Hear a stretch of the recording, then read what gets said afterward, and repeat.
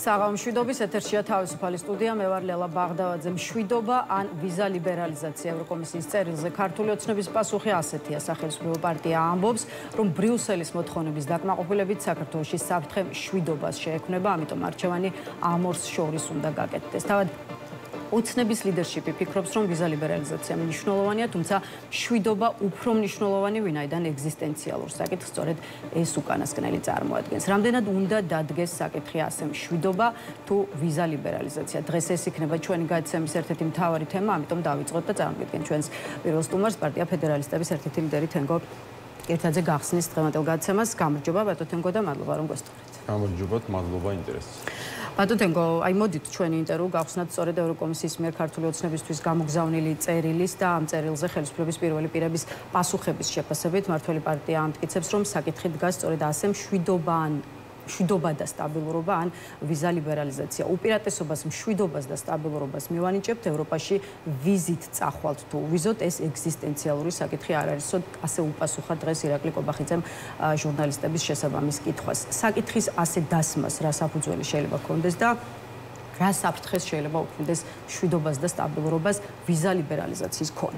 ხო, აბსურდია რა თქმა უნდა, ვიზა ლიბერალიზაცია არანაირ საფრთხეს არ უქმნის მშვიდობას და სტაბილურობას, თუ ვინმე უქმნის საფრთხეს ამ ქვეყანაში მშვიდობას, სტაბილურობას და ქაოსს, თესავს და განუკითხაობას, პირველ რიგში ივანიშვილის რეჟიმია. მათთვის მნიშვნელოვანია მსგავსი ტიპის ნარატივიდან ცრუ დილემების შემოტანა საზოგადოებაში, რასაც მანამდე ახერხებდნენ მთელი ამ პერიოდის განმავლობაში, ან განსაკუთრებით რუსეთ-უკრაინის ომის დაწყების შემდეგ 2022-ში ჩვენ ნახეთ მსგავსი ნარატივები, რომ აი სასამართლო რეფორმის გაკეთება ნიშნავს მეორე ფრონტის გახსნას ჩვენ ქვეყანაში, ამიტომ არ უნდა დავემორჩილოთ, არ უნდა გავითვალისწინოთ 9 პუნქტი რეკომენდაციები ბრიუსელიდან, ისე უნდა მივიღოთ კანდიდატის სტატუსი, თორე საქართველოში მშვიდობა არ იქნება და ამ ნარატივით მოახერხეს გარკვეულწილად საზოგადოების ერთ ნაწილში, რადგან არასტაბილურობის შიში, რაციონალური შიშია განსაკუთრებით საქართველოსნაირ ქვეყანაში, რომელსაც ომების გამოცდილებაც აქვს და ზოგადად გეოპოლიტიკურად არეული ვითარებაა და ამიტომ ამაზე პარაზიტირება მოახდინეს და რაც წარმატებით მუშაობს, ის ექვემდებარება გამეორებას და ისევ შემოიტანეს ახლა ვიზა ლიბერალიზაციასთან დაკავშირებით. რეჟიმისთვის ეს არის საშიში თემა, განსაკუთრებით იმის გათვალისწინებით, რომ ვიზა ლიბერალიზაცია ჩვენ საზოგადოებაში ის საერთოდ არ ყოფს ბენეფიციარებს, ქოდს, ნაც, შუაშის ეს სეგმენტებს შორის ათობით და ასობით ათასი ყველასთვის მნიშვნელოვანია. ჩვენ ვიცნობთ ამ ქვეყანაში არსებობენ ათობით ათასი ადამიანი, რომლებიც მაგალითად სეზონურ სამუშაოზე მიდიან ევროპაში იყენებენ. ნახევრად ლეგალურად შეიძლება, მაგრამ თავისი ოჯახის წევრების დახმარებით ან მეგობრების დახმარებით იყენებენ ამ სამთვიან პერიოდს, მუშაობენ ევროპაში და იქ აღებული გასამჯელოთი შემდეგ ერთი წლის განმავლობაში ოჯახს არჩენენ და ეს არ ყოფილა თურმე რეჟიმის ნარატივით ეგზისტენციალური საკითხი, ანუ შემოსავლის მიღება იმისათვის რომ ოჯახი არჩინო არ არის ეგზისტენციალური საკითხი. ათასობით ონკოლოგიური პაციენტი გადაარჩინა ვიზა ლიბერალიზაციამ, რადგან ამ ადამიანებმა მოახერხეს გაცილებით ნაკლები ხარჯით პირდაპირ ჩასვლა კლინიკებში, იქ თუნდაც რაღაც დაფინანსების მოდელების პოვნა, კომუნიკაცია, რასაც ვერ მოახერხებდნენ ვერასდროს ვიზის პირობებში, იმიტომ ვიზის მიღების კრიტერიუმებს ვერ დააკმაყოფილებდნენ, ისევე ვერ დააკმაყოფილებენ ამ ვიზის მიღების კრიტერიუმს ის სეზონურ სამუშაოზე ევროპაში ჩასული ჩვენი ქვეყნის მოქალაქეები. ეს არ არის რეჟიმისთვის მნიშვნელოვანი. ამიტომ ამბობს, არ არის ეგზისტენციალური საკითხი. რეჟიმისთვის ერთადერთი და კობახიძესთვის განსაკუთრებით ეგზისტენციალური საკითხი, რაც არის, ეს არის ბიძინა ივანიშვილის ქონება და მისი ძალაუფლების შენარჩუნება. აქამდეც მივალთ, იქამდე ისევ ქართული ოცნების ნარატივებთან დაკავშირებული თემამ რომ გავაგრძელოთ, მმართველი პარტია ამტკიცებს, რომ ვიზა ლიბერალიზაცია ეს არის დასავლელი პარტნიორების ხელში დარჩენილი ერთადერთი კოზირი, რომელთაც ისინი შეიცდებიან საქართველოში შიდა არეულობის მოწყობას. ეს სექტემბრის პირველ ნახევარზეა გათვლა, რომ ხალხში დუღილის ტემპერატურა მოიმატოსო, ამბობს მამუკა მდინარეც. აი რატომ იმუქრება ევროკავშირი ვიზა ლიბერალიზაციის შეჩერებით, მაინდა-მაინც ახლა თვითმმართველობის არჩევნების წინა პერიოდში. ამის გაკეთება მართლაც შეეძლო ხო აქამდე ევროპულ სტრუქტურას, თუმცა აგვისტომდე ელოდება გაწყვეტილებას, სექტემბრიდან აპირებს რეაგირების მოხდენას. ბევრს შეიძლება მართლაც გაუჩნდეს კითხვა, ეს ხომ არ ნიშნავს იმას, რომ თავად დასავლელი პარტნიორებიც ელოდებიან, რომ თვითმმართველობის არჩევნების წინ ხალხი გაბრაზდეს და ეს გაბრაზებული ხალხი ქუჩაში გამოვიდეს. არა. ეს მოლოდინი შეუძლებელია ბრუსელში არსებობდეს, ანუ გათვლა იმაზე, რომ ვიზა ლიბერალიზაცია გააბრაზებს ჩვენი ქვეყნის მოქალაქეებს და რეჟიმის წინააღმდეგ პროტესტი გაფართოვდება, აბსურდია მაგ თვალსაზრისით, ანუ ბრიუსელის პირიქით, ანუ ბრიუსელთან წინააღმდეგობის პოზიციიდან, ანუ რიგითი მოქალაქის პოზიციიდან პირიქით ბრიუსელის ქმედებებით უკმაყოფილო შეიძლება იყოს ადამიანი, იმიტომ ჩვენ გვესმის, რომ იქ რაღაც ერთი არის პოლიტიკური მდგენელი, მეორე არის ბიუროკრატიული მდგენელი, ამას თავისი დრო ჭირდება. და გარკვეული პროცედურებია და აქედან გამომდინარე ძალიან დააგვიანა ბევრ საკითხთან დაკავშირებით, ბევრჯერ არასწორი გადაწყვეტილება მიიღო მათ შორის კანდიდატის სტატუსის მიცემა ტერორისტისთვის, რომელიც წინაპირობებს არ აგმაყოფილებს, ქვეყნის ბედით გევაჭრება და გეუბნება კანდიდატის სტატუსი მომეცი, თორე ამ ლიმონკას რომელიც ხელში მიჭირებს, ეხლა ავაფეთქებ და საკუთარ ხალხს დავხოცავ. ესე იმოქმედა და როდესაც ტერორისტთან კოლაბორაციაზე მიდიხარ, მას დაუთმობ, ანუ შემდეგ ეხა ისე იგივე ის რჩება, ეხა განცხადებები რაც გაკეთა ამ კონტექსტში ვიზა ლიბერალიზაციის შეჩერებასთან დაკავშირებით. აქაც კი მაგალითად პოლონეთის საგარეო საქმეთა მინისტრი გამოვიდა და პირიქით საუბრობდა, რომ ჩვენ უნდა შევეცადოთ, რომ ტარგეტირებული ვიზა შეზღუდვები დაწესდეს, იქნება ეს პოლიტიკური პირები და თქვათ ვერტიკალში. ხო, რომ არ შეეხოს ხალხს. ანუ გაცილებით მეც ფიქრობს ბრიუსელი, როცა საერთოდ ამის ვალდებულება არ გააჩნია, იმიტომ ბრიუსელთან გვაქვს შეთანხმება, ასოცირების შეთანხმება, ვიზა ლიბერალიზაცია არის ამის ინტეგრაციის პროცესის ბენეფიტი, ინტეგრაციის პროცესი ჩვენ შევაჩერეთ. შეჩერებამდე არც ერთი რეკომენდაცია არ გავითვალისწინებთ, ანუ ყველაზე ცუდი მოსწავლე შეიძლება რომ ავიღოთ სკოლის პირობებში, ყველაზე ცუდი მოსწავლე იყო რუსენ და იქეთ აყენებდა პრეტენზიებს, ხო? ეს მაინც არაფერი არ გააკეთეს. ანუ ამ ხელა პერიოდის განმავლობაში მაინც რომ ანუ ვითვალისწინებთ, რომ ჩვენ გვინდა თანამშრომლობა, იქნებ სასამართლო რეფორმა. შემდეგ სასამართლო რეფორმის თემაც გვერდით გადადეს და პირველი რუსული კანონის უკან წაღება, მეორე ყველას რუსულ კანონს ვეძახი, რაღაც მაგ კონტექსტში მოვიდა, იმიტომ არ მინდა ხა მათ პროპაგანდას აყვედა რაღაც ოჯახური სიგიჟეები გავიმეურო, რაც ქართული ოცნებისთვის არის სასარგებლო, იმიტომ ანუ ოჯახური ფასეულობების დაცვასთან მაგ კანონებს საერთოდ არაფერი არ აქვს. ერთადერთი ამ კანონების დანიშნულება არის განსხვავებული აზრის ჩახშობა, რაღაც ელემენტარული ფინანსური შემოსავლის გაუქმება, რომ აი ესეთ პირობებში დარჩენილი განსხვავებული აზრის მიმდევარი ხალხი იქნება ეს სამოქალაქო სექტორიდან თუ პოლიტიკური სპექტრიდან თუ რიგითი მოქალაქეები, უბრალოდ მარტივად დაინარჩუნოს, მარტივად დაიმორჩილოს და წინააღმდეგობა გადატეხოს და ხო, ამიტომ არ ვფიქრობ მე რაღაც კონტექსტი შეეცდება ამას რა თქმა უნდა გამოიყენოს, თუმცა სულ სხვა ბერკეტებიც არსებობს, ხო?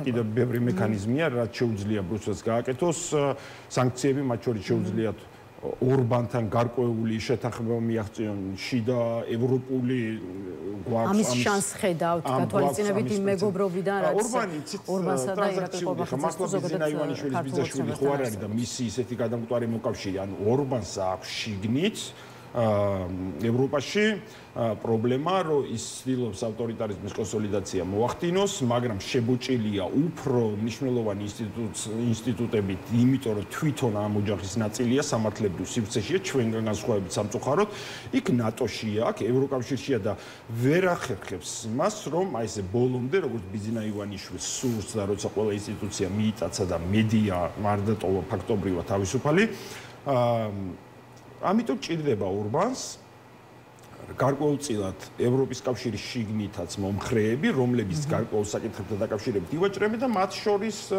მინდა ვიყო ავტოკრატი ბიძენა ივანიშვილი ან სადღაც ვიღაცას იპოვის იქ პუტინს გამოიყენებს ინტერესს. ვაჭრობს თვითონ საკუთარი პოზიციების გასაძლიერებლად ქვეყნის შიგნით და საკუთარი აჯენდის გასატანად, ანუ ნაკლები გამჭვირვალობა, რაც ბრიუსელის კანონმდებლობით მას მოეთხოვება როგორც უნგრეთის ხელისუფალს, რომ აი ეს გამოივაჭროს რა და როგორც კი მიაღწევს იმ სტადიას, როგორც ერთხელ გააკეთა, მაგალითად უკრაინის სანქციებთან დაკავშირებით, ამბობდა, რომ პრინციპული პოზიცია გააჩნია და იმას არ დათმობს, მაგრამ ბოლოს ივაჭრა და იმ კეთილს საერთოდ არ მიიღო მონაწილეობა. ბატონო, ისე ვიზა ლიბერალიზაციის საკითხს მინდა დაუბრუნდეთ და ქართველი ხალხის რეაქციაზეც დაგისვათ ერთი კითხვა. თქვენ თქვით, რომ ბრიუსელი არ ელოდება და ბრიუსელს არ აქვს გათვლა, რომ ნახოს გაბრაზებული ქართველი ხალხი, თუმცა აი ზოგადად როგორ ფიქრობთ, რა რეაქცია ექნება საქართველოს რიგით მოქალაქეებს, თუ კი მივალთ სამწუხაროდ, მივალთ გაწყვეტილებამდე, რასაც ქვია ვიზა ლიბერალიზაციის შეჩერება. ხო, უკმაყოფილებას გაზრდის, იმიტომ ეხლა როგორც დასაწყისში ვთქვით, ეს არ ეხება რაღაც კონკრეტულ ჯგუფებს, ეს ეხება საქართველოს ყველა მოქალაქეს ფაქტობრივად ასობით ათასის სარგებლობს ვიზა ლიბერალიზაციით, გაუმარტივდა მათ ცხოვრებას, ამ ადამიანებს ოჯახები ყავთ, რაღაც თავისი სოციუმი და ყველგან იქნება ეს თემა. იქნება თუ არა ეს ენერგია, რომელიც აქ ცვლილებების კატალიზატორი იქნება, მე ამის მოლოდინი არ მაქვს, იმიტომ ეს გაცილებით კომპლექსური პროცესია.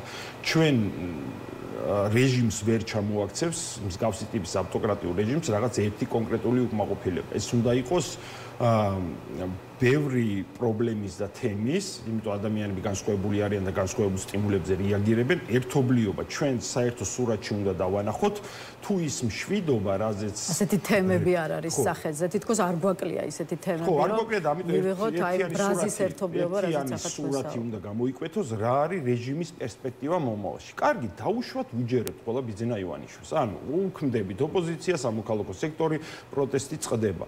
მაშინ ხო იქნებოდა ლეგიტიმური, ანუ მათთან ვისულიყავი და გვეკითხა რა არის თქვენი პოლიტიკის მომავალი პერსპექტივაში, იმიტომ მშვიდობა ჩემთვის ღირებულია თუ ხვალ მინიმუმ იგივე პირობებს მთავაზობ, უკეთეს თუ არა და სტაბილურობას და რეჟიმის ახლო პერსპექტივა არის სრული იზოლაცია, ანუ ჩვენ არ გვეყოლება არც ერთი დასავლელი მოკავშირე და პარტნიორი, რომელიც საქართველოს ეროვნული ინტერესების ლობირებას მოახდენს საერთაშორისო არენაზე, რომელიც შეძლებს თუ ჩვენ ფინანსური პრობლემები შეგვექმნება დაგვეხმაროს და ვრჩებით სრულ იზოლაციაში ოკუპანტი ქვეყნის პირისპირ, რომელსაც გაცხადებული მიზანი აქვს საქართველოს სახელმწიფოებრიობის ჩამოშლა.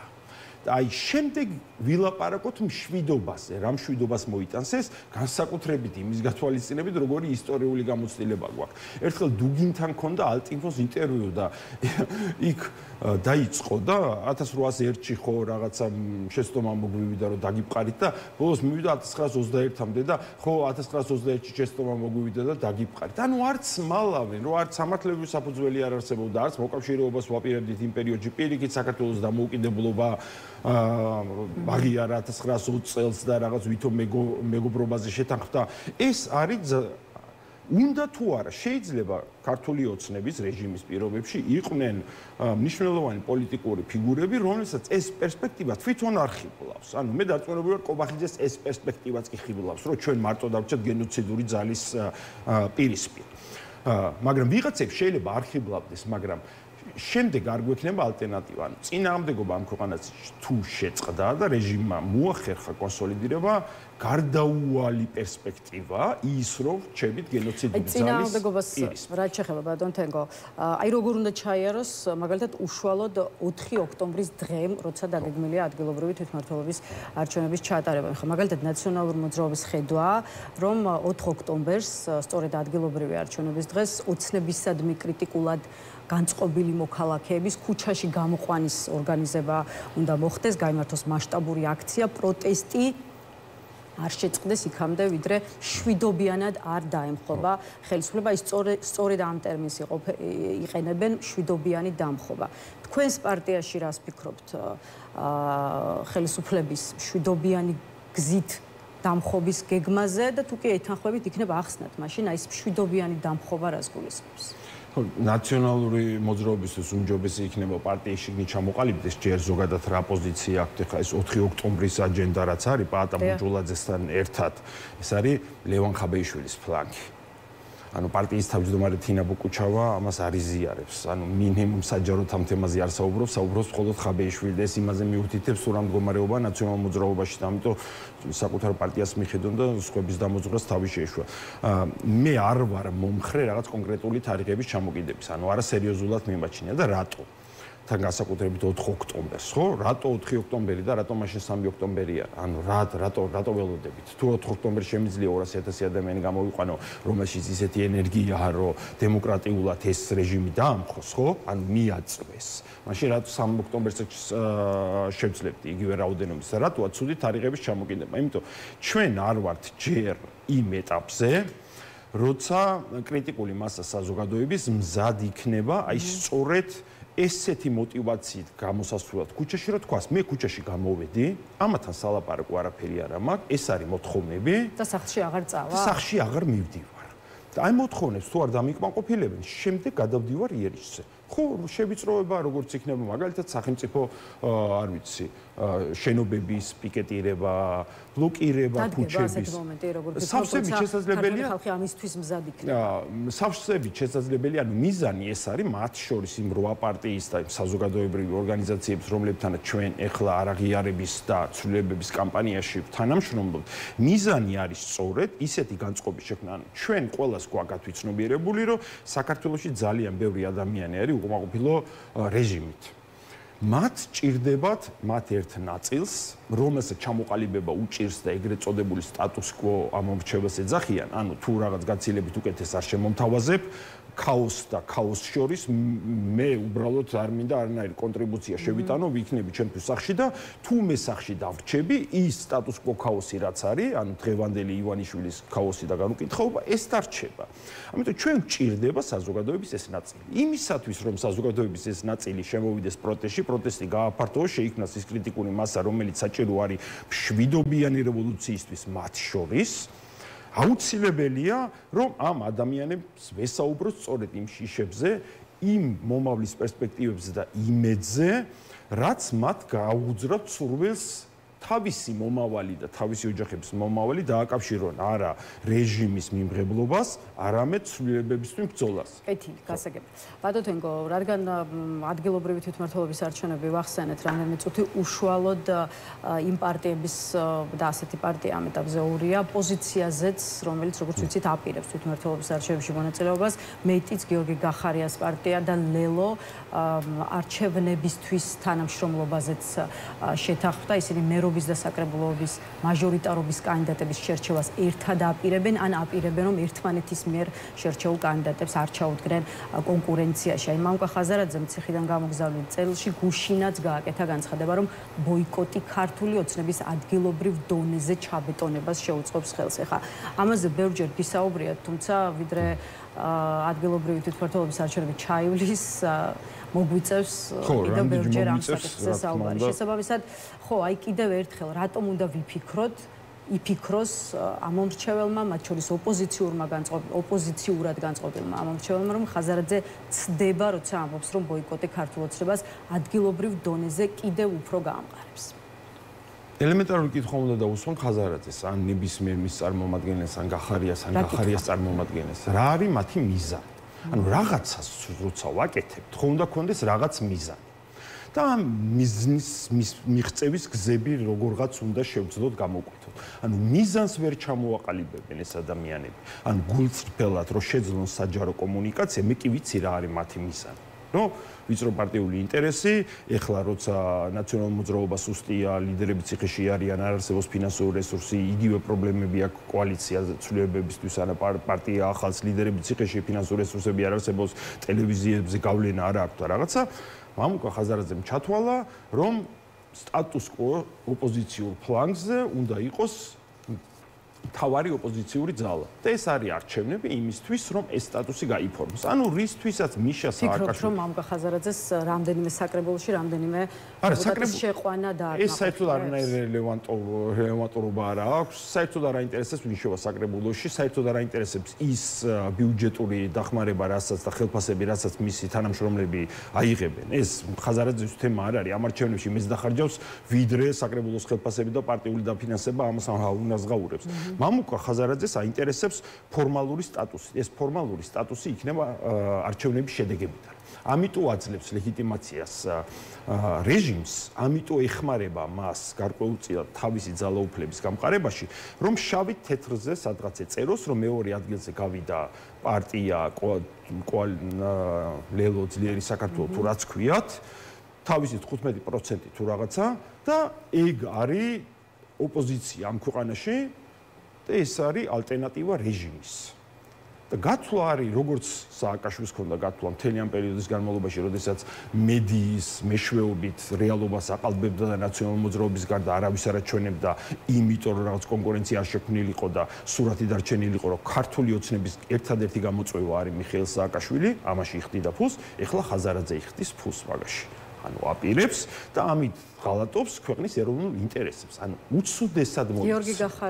გიორგი გახარიასთან დაკავშირებით სიმართლე რომ გითხრათ ნაკლები პრობლემა. საერთოდ რატო ეგ კაცი პოლიტიკაში ეგ ვერ გავიგე რა? ანუ არც რაღაც შინაარსი აქვს კონკრეტული ცენტრისტი ვარო, მანამდე ლიბერტარიანელი ვარო, დებატები მახსოვს პარლამენტში პრემიერ-მინისტრი იყო მემარჯვენე ვარო, ბოლოს გახდა მემარცხენე რაღაც თემებთან დაკავშირებით. ანუ საერთოდ არანაირი მოკიდება არ აქვს პოლიტიკურ კონიუნქტურასთან. ეხლა ამ გამოკითხვასთან დაკავშირებით როგორც მოიქცა რომ პროცესებს განერიდა და შორიდან აკვირდება, ეგეც აჩვენებს რომ რაღაც მე კი არ ვთხოვ გმირობას, ან არავის არ ვთხოვ გმირობას, მაგრამ შენ თუ ისე პოზიციონირებ, მე ვარ ყოფილი პრემიერ-მინისტრი, ანუ ესეთი ფორმალური მაღალი თანამდებობა მქონდა, გაპიარებული ადამიანი ვარ, მე ვარ პოლიტიკური ლიდერი, რომელიც ამ ვითარებაში პოლიტიკურ პროცესში როგორ შეიძლება გაიქცე ადამიანი. და პარტია დაუტოვა მამუკა ხაზარაძეს. სად უფრო ეფექტური იქნება გიორგი გახარიას ყოფნა? ხა თვითონ ფიქრობს რომ დღეის მდგომარეობით ის იქ უფრო ეფექტურია, სადაც იმყოფება, ანუ დასავლელ მაშინ განვავრცოთ. სად უფრო ეფექტური იქნება? ან გიორგი გახარიას პოზიცია რომ გავავრცოთ. სადაც დაპატიმრების მაღალი ლოგიკურად ხო გამომდინარე. ხო და გიორგი გახარიას დაპატიმრება ჯერ ესეთი არაერთი პოლიტიკური ოპონენტი ზის ციხეში თუ საზღვარგარეთ ბრიუსელში, სხვა ქვეყნებში, სადაც თავისუფლად შეუძლია გადაადგილება და შეხვედრა იმ მაღალჩინოს რომლებიც საქართველოს საკითხზე გაწყვეტილებებს იღებს. რუსული ოპოზიცია. უცხოეთშია ყველა, ხო? ანუ ვინ ცოცხალია, ის უცხოეთში. პუტინის ოპონენტებს. ხო, პუტინის ოპონენტებს. ანუ ყველა არის უცხოეთში. ეფექტურები არიან, YouTube-ზე პოდკასტებს აკეთებენ და რაღაც ზოგი ისტორიაზე ყვება, ზოგი ფინანსებზე და რაღაცებზე აკეთებენ. ეს არის გაქცევა, ვფიქრობ. ანუ გაქცევა რა, ანუ განერიდა პროცესი, ანუ საკუთარი რაღაც პირადული ინტერესი, შიშები და რაღაცა ჩათვალა ამ პროცესში ლიდერობაზე უფრო მნიშვნელოვანი, ხო? ლეგიტიმური კითხვაა, ბატონო. არა, გასაგებია, სად იქნება, მაშინ იგივე კითხვა შეგვიძლია. ამ ქვეყნის ოპოზიციურ სპექტრს. არა, ოპოზიციურ სპექტრს შეიძლება ვერაფერი ვერ ხომ არ ნიშნავს იმას, რომ კიდევ ერთი ოპოზიციური ხმის ოპოზიციურ სპექტრს შეიძლება ვერაფერი ვერ შემატოს, მაგრამ გიორგი გახარიას ქონდა მათ შორის თავისი დამოკიდებული თავისი პოზიციის გამო და ის იყო ყველაზე გაპიარებული პრემიერ-მინისტრი ქართული ოცნების, კრიზის მენეჯერი, კარგი კონტაქტები ქონდა საერთაშორისო არენაზე, რომელიც დღემდე შენარჩუნებული აქვს, ნაწილობრივ მაინც. ანუ რეჟიმს დადის გასაგებია, მაგრამ რეჟიმს ახდებით მუშაობა რეჟიმს, ანუ გიორგი გახარიას დაპატიმრება რეჟიმისთვის დაჯდებოდა პოლიტიკური ფასი. ესია, ანუ მიზეზების ერთობლიობა, ეს ყველაფერი გროვდება, რაც შემდეგ იწვევს ესეთი ავტორიტარული რეჟიმის ჩამოშლას. აი ხა მისი ლოგიკა რო განვავრცო, მე გახარიას ლოგიკა რო განვავრცო და ყველა მეგრებ თქვა, ან ვინც კი პოლიტიკაში ვართ ამ ქვეყანაში, თქვათ, რომ ეხა ჩვენ უცხოეთში ყოფნა ჩავთვალეთ, რომ უფრო ეფექტურია. ამ ქვეყნის პოლიტიკურ პროცესს რამენაირად დაეხმარება? ნებისმიერმა სამოქალაქო აქტივისტმა ეგრო თქვას, ის ვინც რუსთავეზე გადის, მაგალითად დააპროტესტებს, რომ თქვას, რომ ჩემი ყოფნა უცხოეთში უფრო ეფექტური იქნება, იმიტომ მე უფრო მშვიდად შევძლებ ჩემი ქვეყნის თანამოქალაქეებისთვის მოწოდებას, რომ არ შეეგუონ რეჟიმს. ანუ რას მივიღებთ? ნორმალიზებას არ მივიღებთ რეჟიმის? კი, იმიტომ თელი წინააღმდეგობა დასრულდება და ამიტომ ანუ მინიმუმ ისე არ უნდა მოიქცეს, რომ რაღაც იქედან მოძღროს და განსაკუთრებით ისეთი ნაბიჯები არ უნდა გადადგას, რომ იმ ხალხს, რომლებიც 8 თვის განმავლობაში ყოველდღიურად აქ ტერორის, დაჭერების, ჯარიმების, სიცხის, ყინვის, წვიმის მიუხედავად არ დათმეს და პროტესტში დარჩნენ, იმ ადამიანებს მაინც შანსები არ შეუმციროს რეჟიმის ცვლილების, როცა ხო, თვითონ განერიდა, ესე ვიტყოდი, პროცესი. ბატონო, რამდენიმე სხვა თემასაც შევეხოთ, რომელიც ასევე შეფასების საგანია, მათ შორის არ კარგავს აქტუალურ მოგზაურობას, ის რაც მოხდა თორნიკე რიჟვაძესთან მიმართებაში, მაგალითად ნაციონალური მოძრაობის პოლიციაჭროს თავმჯდომარე ლევან ხაბეიშვილი კიდევ ერთხელ უნდა ვახსენოთ მისი ინფორმაციით იმ საღამოს, როცა რიჟვაძე ასე თქვათ დაიჭრა, რაზბორკაზე იმყოფებოდა მამუკა მდინარაძეც, თავად მდინარაძე აღნიშნულს უარყოფს და ისიც ისე როგორც ირაკლი კობახიძე ფიქრობს, რომ ამ ტიპის ინფორმაციების უკან ქართული ოცნების გუნდიდან წასული ადამიანები უნდა იდგნენ და მეტიც ოცნებაში დარჩენილები მიიჩნევენ, რომ ამ ინფორმაციების გამავრცელებლებს სწორედ მართველი გუნდიდან გასული პირები უნდა აფინანსებდნენ. აი ეს სურათი რა შეფასების გაკეთების საფუძველს იძლევა? როგორ ფიქრობთ, რას ვერ იყოფენ ოცნებიდან წასულები და ოცნებაში დარჩენილები? მე გამიჭირდება იმის შეფასება და არ დავიწყებ რას ლაპარაკობს ბატონი ხაბეიშვილი ან რა პროგნოზებს იმაშობა, რაც უკვე მოხდა და ანუ რაც ხდება ჩვენ ნახეთ იყო მოლოდინი რაღაც შიდა წმენდებთან დაკავშირებით, რომ ისო გადალაგება უნდა დაიწყოს, ვის მეტი შეხვდება, ვის ნაკლები შეხვდება, ვინ უნდა დაისაჯოს, ვინ არ უნდა დაისაჯოს. ხო, ან შიგნით ჭამენ ერთმანეთს, რაც სრულად ბუნებრივია, როცა რაც უფრო შედიხარ იზოლაციაში, იქ ნამცხვარი უფრო პატარავდება და წილები თავიდან უნდა დაალაგდეს ივანიშვილის ფაქტორის გათვალისწინებით და ამიტომ ხედავთ ხო რომ მიქაუტაძე ვიღაც ჩინოვნიკი, რომელიც პოლიტიკაში მყოფმა ხალხმაც არ ვიცოდით ნაწილობრივ გაგებული არ ქონდა მის შესახებ და უცებ აღმოჩნდა რომ კორუფციით მილიონები იშოვა. რიჟვაძეს თემა ადამიანმა თავის წერილში უდიდესი ალბათობით მისი დაწერილია, ანუ საპირისპირო მტკიცების საფუძველი არ გამაჩნია და ამხილა რეჟიმი იმგვარ გარემოს შექმნაში, რომელიც მის სამართლებრივ პასუხისმგებლობას სცდება და მისი ოჯახის ჯანმრთელობას და სიცოცხლეს აყენებს საფრთხის ქვეშ. ხო, ამას თხოვს, ხო, მეც ხო არაფერს არ თხოვს. ანუ მე გადავიხდი ფას, თავს მოვიკლავ, ოღონდ ჩემი ოჯახი და ოჯახი იყოს დაცული, ხო? და ეს არის ჩემი აზრით ჯოჯოხეთური ტენდენცია. აი ბოლო კითხვასაც დაგისვამთ, უკვე ამით დაგემშვიდობებით. აი ამ პერიპეტიებსთან შეიძლება იყოს კავშირში კიდევ ერთი საკითხი, რომელიც მაგალითად ბიზნესმენ ლაშა პაპაშვილის ბიზნეს ცენტრში ფინანსთა სამინისტროს საგამოძიებო შესვლას უკავშირდება. ეგრეთ წოდებული კოლ-ცენტრების საქმეზე ჩატარდა საგამოძიებო მოქმედებები, რამდენადაც ბატონი პაპაშვილი გავიხსენოთ, ბატონი რამიშვილი, რომელიც ქართული ოცნების პირობებში ხელშეუხებელი იყო. ხო, ანუ რა ხდება მაგალითად ამ ბიზნესმენთან მიმართებაში, იმიტომ რომ საუბარია ბიზნესმენზე, რომელიც ითვლება ქართულ ოცნებასთან. ხო, უდიდესი ალბათობით ბიზინა ივანიშვილი ეჭვიანობს, მას ახლა ფინანსური საჭიროებები გაუჩნდა. ეჭვიანობს იმ თვალსაზრისით, რომ ადამიანები, რომლებსაც არ ვიცი, რაც გინდათ ის დაუძახეთ, ესეთი დამოკიდებულება ქონდა, ხო? ყველა თავისი მსახურის მიმართ დაინახა, რომ ისინი რაღაც ასობით მილიონი იშოვეს, თუ არა მილიარდები, ეგ ერთი. მეორე თვითონ შეექმნა ძალიან სერიოზული პრობლემები საერთაშორისო არენაზე ფინანსებთან დაკავშირებით, უსაფრთხოებასთან დაკავშირებით და ხედავს, რომ ეს მანქურთები, მისი მსახურები, ჩვეულებრივად არაფერი არ მოუვიდათ დიდი განსაკუთრებული და ხო, ეს დასჯა, თავიდან კონტროლი, თავიდან გადანაწილება, ვიღაცეები უნდა ჩაიხსნან. არ ვიცი, შიშებით ცხოვრობს უდიდესი ალბათობით რა და შიშებით ვინ ცხოვრობს, ბოლოს ამთავრებს იმით, რომ თუ ხელს არ შეუშლი, ანადგურებს ყველას.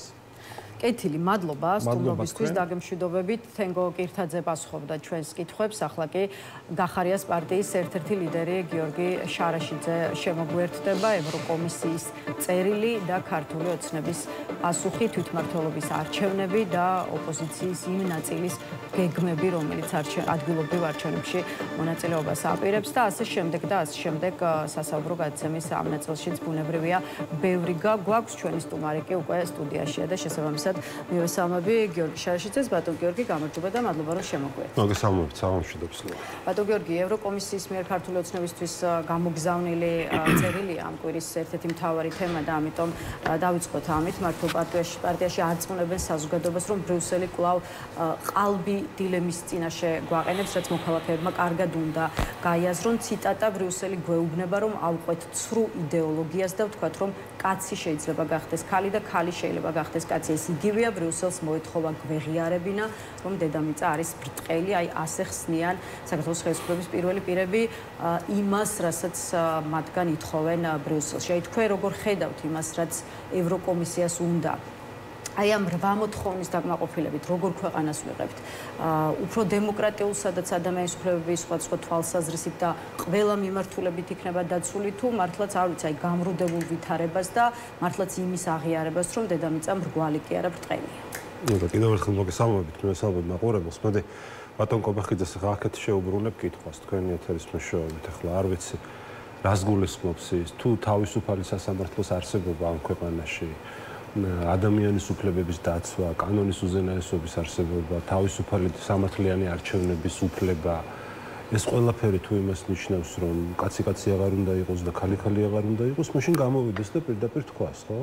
ანუ რეალურად ახლა ეს მართლა პირდაპირ ამაზე ამ სიტუაციაზეა ნათქვამი სასაცილოა, სატირალი რომ არ იყოს და ნამდვილად ამ ვითარებაში ჩაგვაგდო დღევანდელ მოოცნებმა. ახლა ამაზე ნამდვილად ერთის მხრივ სერიოზულად ლაპარაკიც უკვე არასერიოზულია, მაგრამ მეორეს მხრივ იმდენად დიდი მნიშვნელობის ისტორიული ღალატის პროცესთან და ქრონიკასთან გვაქვს საქმე, რომ უკვე ეს უკვე ცდება ამ ასე ვთქვათ ქილიკის და მათზე ასე ვთქვათ იუმორნარევი კომენტარების კეთების ფარგლებში. რა თქმა უნდა, იმიტომ რომ არის ვითარება, როდესაც ჩვენ აი ეს პირდაპირ ყავს კოლაბორაციონისტი ხელისუფლება, ანუ ხელისუფლება, რომელსაც მიტაცებული აქვს ხელისუფლების სინამდვილეში, ეს არ არის ქართველი ხალხის წარმომადგენლობის სტატუსის მქონე ხელისუფლება და ფაქტობრივად ის ევროპული პერსპექტივა, რაც რას ნიშნავს, მოდი კიდევ ერთხელ ავუხსნათ ჩვენს მოქალაქეებს. ხო, კიდევ ვიმეორებ. ეს ყველაფერი გადის ადამიანის უფლებებზე, დემოკრატიაზე, თავისუფალ სასამართლოზე, კანონის უზენაესობაზე, იმაზე, რომ ადამიანს შეეძლოს სამართალი იპოვოს უბრალოდ ქვეყანაში და რა შუაში აქვს რეებზე საუბრობენ, რა კაცი და ხალი უნდა იყოს. ეს არის უკვე იმდენად აღარ იციან სხვა რა გააკეთონ და რითი დაუპირისპირდნენ ამ საკუთარ ცოდვებს და დანაშაულს, რომ ამ ერთ დანაშაულს და ბევრ დანაშაულს კიდევ ამატებენ ახალ დანაშაულს და ესე პროპაგანდისტულად ძალადობენ ჩვენი ქვეყნის მოქალაქეებს, ხო? ბატონ გიორგი, მშვიდობის მესიჯსაც აბრუნებს ქართული ოცნება დღის წესრიგში, რა ნარატივით შეიძლება ითქვას, რომ ბოლო პერიოდის განმავლობაში ნაკლებად გამოიყენებოდა, აი ახლა უკვე ხელისუფლების ყველა ხელმძღვანელი პირი ისევ ამტკიცებს, რომ მთავარი არა უბიზონიოსო, არამედ მშვიდობა და უსაფრთხოება და სხვა შორის დღეს ითქვა ისიც, რომ მაშინ როცა ჩვენს გარშემო ყოველდღურად იცვლება უსაფრთხოების გარემო, საქართველოს უსაფრთხოების კუნძული ხდება და კიდევ ერთი ციტატა, ჩვენ გარშემო რა ხდება, ხედავთ გუშინ წინ რეგიონში ვიღაცას მტრად აცხადებდნენ, გუშინ მეგობრად და დღეს ისევ ბომბავენ. საქართველოს უსაფრთხოების კუნძულია იმ თავდასხმების მიუხედავად, რომელსაც ბრიუსელის მიერ დაფინანსებული ჯგუფები ახორციელებენ. ეს როგორც გითხარით, დღეს გაკეთებული კომენტარებია ქართული ოცნების ხელმძღვანელობაში. აი რას აპირებთ, აი როგორ აპირებთ, რომ ზოგადად ოპოზიციურ სპექტრს გულისხმობ ქართული ოცნების ამ და ამ ტიპის ნარატივებს დაუპირისპირდეთ და არ მოხდეს იგივე, რაც ნახეთ გასული წლის ოქტომბერში ჩატარებული არჩევნებისას, როცა აღმოჩნდა, რომ საკმაოდ კარგად იმუშავა მშვიდობის შესახებ ქართული ოცნების მესიჯი. ნახეთ და თან ეს ემთხვევა იმ პერიოდს, როცა ყველაზე მეტად უჭირთ. ეხლა ეს თქვენ თავად აღნიშნეთ სწორად, რომ ბოლო პერიოდში თითქოს აღარ იყო ეს აქტუალური მშვიდობის თემის განხილვა, ხო? როცა ყველაზე მეტად უჭირთ და როცა უკვე სხვა გზა აღარ რჩებათ, მაშინ შემოაქვთ ეს მშვიდობის, ასე ვთქვათ, ნარატივი. თითქოს რამე შეიცვალა ამ კუთხით, ხო? რომ მუშაობს საკმაოდ კარგად. ეს მუშაობს, რა თქმა უნდა, მაგრამ ჩვენი როლი რა არის? ჩვენი როლი ის არის, რომ საზოგადოებას ავუხსნათ, ეხლა ეს დააკავშირეს ევროკავშირის რეკომენდაცია. რა კავშირშია? ანუ მოდი აგვიხსნას, მაშინ გამოვიდეს, აი პირდაპირ თქვენი ეთერის საშუალებით მივმართავ, ხო? ხო აკავშირებენ მშვიდობის თემას და რას აკავშირებენ? დემოკრატიას აკავშირებენ, ანუ რა გამოდის მაშინ, რომ ანუ თუ რაც უფრო არადემოკრატიულები ვიქნებით, მით უფრო მეტი მშვიდობა გვექნება? ანუ რაც უფრო მიკერძოებული და ჯიბეში ჩასმული სასამართლო ეყოლება ხელისუფლებას, მით უფრო მშვიდობა გვექნება და სხვა შემთხვევაში არ გვექნება მშვიდობა თუ რას ნიშნავს ეს. ეს არის აი პირდაპირ აი თვალში ნაცრის შეყრა და აი ამ სერიოზული ესეთი მნიშვნელოვანი თემით манипуლირება ჩვენი ქვეყნის მოსახლეობაზე და როდესაც ჩვენ ვამბობთ იმას, რომ ოცნებას ობიექტურად ყავს, რა თქმა უნდა, მცირე ვიდრე ოქტომბერში ყავდა, რა თქმა უნდა, იმდენი რამის დანაშაული მოასწრეს ამ ბოლო 6-7 თვეში, რომ რა თქმა უნდა, ეს ამორჩეველი თავისთავად დააკლდათ მათ და მოწყდათ ეს დიდი რაოდენობა ამორჩეველს, მაგრამ ჯერ კიდევ ხო ყავდა დაახლოებით 30-35%. ეს არის ის პროცენტი, რომელიც დღეს აი ჯერ კიდევ შეიძლება ხვალ არჩევნები ჩატარდეს, ხალხი გამოვიდეს და დაახლოებით ამ რაოდენობამ, ანუ ამორჩეველთა ერთმა მესამედმა, ესე უხეშად რო ვთქვათ, მისცეს ხმა ოცნებას, მაგრამ ამას იმსახურებენ, რა თქმა უნდა, არ იმსახურებენ. როგორ შეიძლება ამ ქვეყანაში 20%-ზე მეტი მხარდაჭერა ქონდეს ოცნებას და რატო ამბობ რომ 20%-ზე? იმიტომ რომ თქვენ იცით რომ ყველა კვლევა ადასტურებს რომ ამ ქვეყნის მოსახლეობის მხოლოდ 20%-ია წინააღმდეგი ჩვენი ქვეყნის ევროპული ინტეგრაციის და ზოგადად ევროპული მომავლის, ხო? ანუ გამოდის რომ მაშინ თუ ჩვენ ამ მოქალაქეებს ავუხსნით რომ რა თქმა უნდა თქვენ ერთხელ უკვე მოგატყუათ ოცნება, როდესაც დაგკვირდათ ეგრეთ წოდებული ღირსებით სულა ევროკავშირისკენ. რა თქმა უნდა, ოცნება არის ანტიევროპული, ანტისახელმწიფოებრივი და ანტიეროვნული და ანტიდემოკრატიული ძალა. რა თქმა უნდა, ეს ძალა არასდროს ევროპაში არ შეგიყვანთ. არასდროს არ იქნება ამ ძალის პირობებში ადამიანის უფლებები დაცული ამ ქვეყანაში და ვერასდროს ვერ იპოვის ამართალს. და თუ ჩვენ აუხსნით მოქალაქეებს ამას და თუ ამ პროპაგანდისგან მაქსიმალურად დავიცავთ, მაშინ ოცნების რეიტინგი რეალურს გულისხმობ მე, რა თქმა უნდა. რეალური რეიტინგი ვეღარ გადააჭარბებს 20%-ს ლელა და როცა ვეღარ გადააჭარბებს 20%-ს, მაშინ ოცნების პოზიციებიც შესუსტება და ისინი იძულებული გახდებიან იმ დათმობებზე წავიდნენ იმ მოთხოვნების წინაშე. რა მოთხოვნებიც აქვს ქართულ ხალხს პირველ რიგში და რა მოთხოვნებსაც მხარს უჭერენ ჩვენი ევროპელი პარტნიორები. ატო გიორგი, მოდით საზოგადოების განწყობაზე ახლა ადგილობრივი არჩევნების კონტექსტშიც ვისაუბროთ. მე მართლაც ახლოვდება ოქტომბერი და ახლოვდება თვითმმართველობის არჩევნები, რომელშიც თქვენი პარტია აპირებს შესვლას და ეს უკვე გადაწყვეტილი გაქვთ მიუხედავად უდიდესი წინააღმდეგობისა, რომელიც ამ გზაზე ხდებათ. აი მოდი დავანებოთ თავის სხვა ოპოზიციურ პარტიებს, იმ ძალებს, რომლებიც ბოიკოტის მომხრენი არიან და უშუალოდ ხალხზე ვისაუბროთ. ალბათ დაიწყეთ ხო აქტიური შეხვედრები მოსახლეობასთან, შესაბამისად საინტერესოა, რას გეუბნებათ ხალხი, რომელთაც ხვდებით.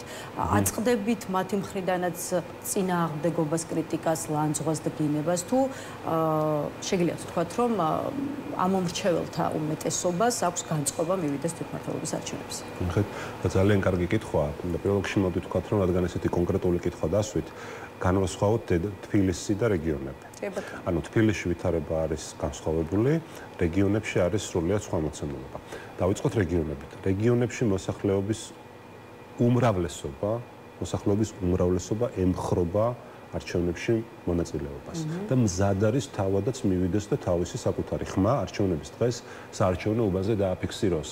და ამაში გულისხმობ მე არა მხოლოდ დაუშვათ მართველი პარტიის მხარდამჭერებს, ოცნების მხარდამჭერებს, არა მხოლოდ ჩვენი პარტიის ზოგადად ელექტორატს გულისხმობ.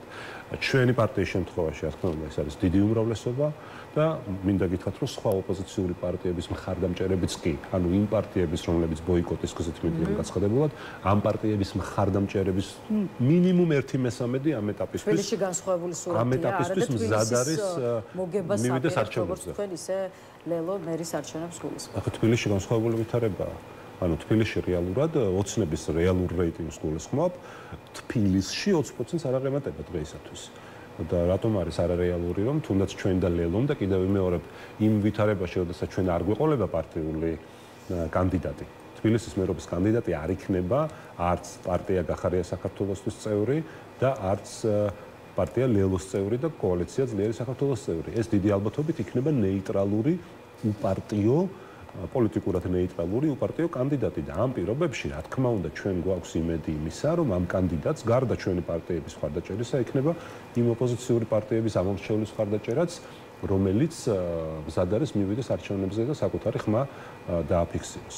ამიტომ ეს მოცემულობა არჩევნების მოახლოებასთან ერთად არათუ შემცირდება, არამედ პირიქით უფრო და უფრო გაიზრდება იმ მოქალაქეების რაოდენობა, რომლებიც მიხვდებიან და დარწმუნდებიან, რომ რა თქმა უნდა არჩევნები არის ხელისუფლების სულების ჩემთვის როგორც გადაუწყვეტელი ამორჩევლისთვის, ანუ ამორჩევლისთვის რომელსაც არ იცის, ვის უნდა მისცეს ხმა, თქვენი როგორც თვითმმართველობის არჩევნებში მონაწილე პარტიის პოზიციები და არგუმენტები ცოტა არასაკმარისია, არ გეწყინებათ ალბათ თუ გეტყვით გულწრფელად, რომ დასაბუთება აკლია პირადად ჩემთვის, რას იგებთ და რატომ უნდა ჩაითვალოს ქართულ ოცნებაზე გამარჯვებად, თუ კი რამდენიმე საკრებულოში, რამდენიმე მანდატის მიღებას შეძლებთ, თუ პირიქით ქართულ ოცნებას არ ექნება ბენეფიტები და პოლიტიკური თვალსაზრისით მოგება იმით, რომ რამდენიმე საკრებულოში წარმოდგენილი იქნება ოპოზიციის პარტია. ამ არჩევნების ნახეთ, ლელა, ამ არჩევნების მიზანი, რა თქმა უნდა, ჩვენ არ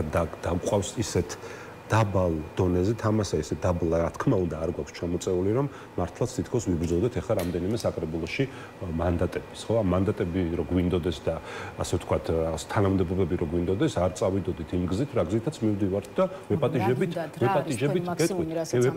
პოლიტიკურად ნეიტრალურ კანდიდატებს, ხო? ანუ რეალურად ეს ერთი და რასაც ვაპირებთ, ეს არის ის კიდევ ვიმეორებ, რომ ამ პოლიტიკა დავაბრუნოთ პოლიტიკურ პროცესში. რეალურად ჩვენ უნდა ვიბრძოლოთ ოცნების წინააღმდეგ მართლა. თქვენ რასაც ამბობთ ძალიან ობიექტურად, ეს ერთი სიტყვით შეიძლება შევაფასოთ, როგორც უთანასწორო ბრძოლა, ხო? აი ხა ძალიან ბევრი ფაქტორი მიუთითებს იმაზე, რომ უთანასწორო ბრძოლა ყველაფერი ოცნების ხელშია. ფულიც, შავიც, თეთრიც, სახელმწიფო ინსტიტუტები, ძალოვანი სტრუქტურები, სასამართლო, სუსი და აბსოლუტურად ყველაფერი. ანუ ეს ნიშნავს იმას, რომ უთანასწორო ბრძოლაა და ამ უთანასწორო ბრძოლის გამო ახლა ჩვენ ამ ბრძოლის ველს ხო ვერ დავტოვებთ, ანუ ამ მომრჩეველს მარტო პირისპირ და დაუცველს ხო ვერ დავტოვებთ ოცნების წინაშე. იმ მომრჩეველს, რომელიც კიდევ იმეორებ აკლდება და აკლდება ოცნებას იმ ბოლო თვეებში ჩადენილი დანაშაულის გამო. ამ მომრჩეველს ალტერნატივა ხო უნდა კონდეს. და ჩვენ სწორედ ამას ვაპირებთ, რომ ამ ოცნებისვე ამ მომრჩეველს, რომელიც ჯერ კიდევ არის ყველაზე მსხვილი ელექტორატი და ეს უნდა ვაღიაროთ, რომ არც ერთ სხვა პოლიტიკურ პარტიას ცალკე აღებულს ასეთი მსხვილი ელექტორატი არ აქვს. ესაც პირდაპირ უნდა ვთქვათ, რა პრობლემაა ამის აღიარება, ხო? ნუ ეს ახლა რის გამო ხდება კიდევ ეს ცალკე საკითხია. და ამიტომ ჩვენ მაგას ვამბობთ ზუსტად, რომ ჩვენ უნდა შევძლოთ და ამ მომრჩეველს ავუხსნათ, რომ არ შეიძლება ოცნებისთვის ხმის მიცემა. ერთხელ რომ მოტყუდნენ, მეორედ ეს შეცდომა აღარ უნდა გაიმეოროს. სხვა გზა არ გვაქვს, სხვა გზა არ გვაქვს. ჩვენ ისტორია არ გვაპატიებს იმას, რომ აბრძოლაში არ შევიდეთ და ჩვენი ამომრჩეველი მარტო დავტოვოთ ოცნების პირისპირ. ეს იქნება უპატიებელი შეცდომა.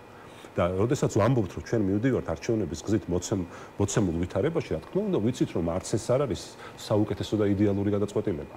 უბრალოდ ვითარებაა ისეთი შექმნილი, რომ ჩვენ გვიწევს არჩევანის გაკეთება სულსა და უარეს შორის, ხო?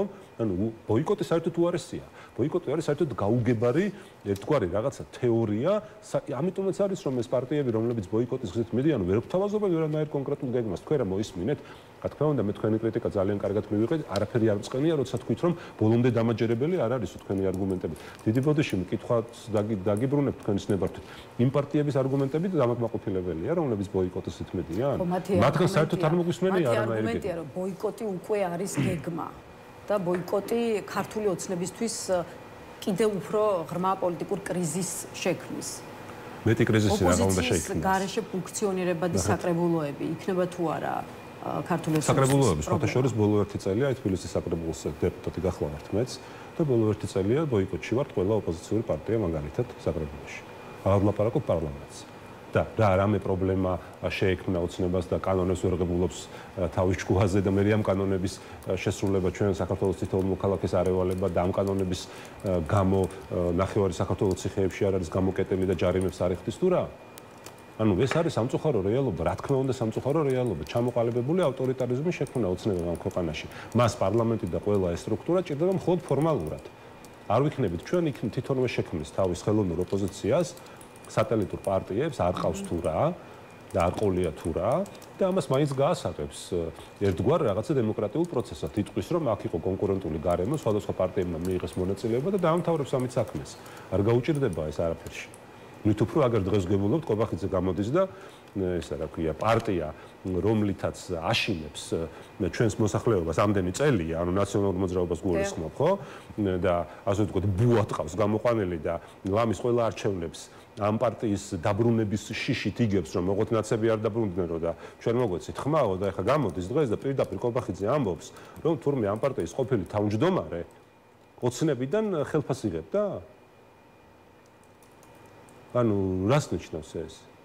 ანუ ეს თუ ასეა, ეს ხო ძალიან სერიოზულ კითხვებს აჩენს, ხო? ანუ მაშინ რამდენად საუბარი იყო იმაზე, რომ ოცნებიდან იღებდა ლევან ხაბეიშვილი. ხო და მაგას ამბობ, ანუ ესე იგი ვინ იღებდა ხელფას? ანუ წარმოედგინეთ, რას ნიშნავს ეს, რომ პარტია, რომლითაც აშინებენ ჩვენს მოქალაქეებს დილიდან საღამომდე და ამბობენ, რომ ეს არისო ჩვენიო მთავარი მტერი და ოღონდ ეს არ დაგვაბრუნებინეთო და გრელიჩი დაგვიდეკით, ხმა მოგვეცითო, ამ პარტიის თავმჯდომარეს თვითონ უხდიან ხელფას?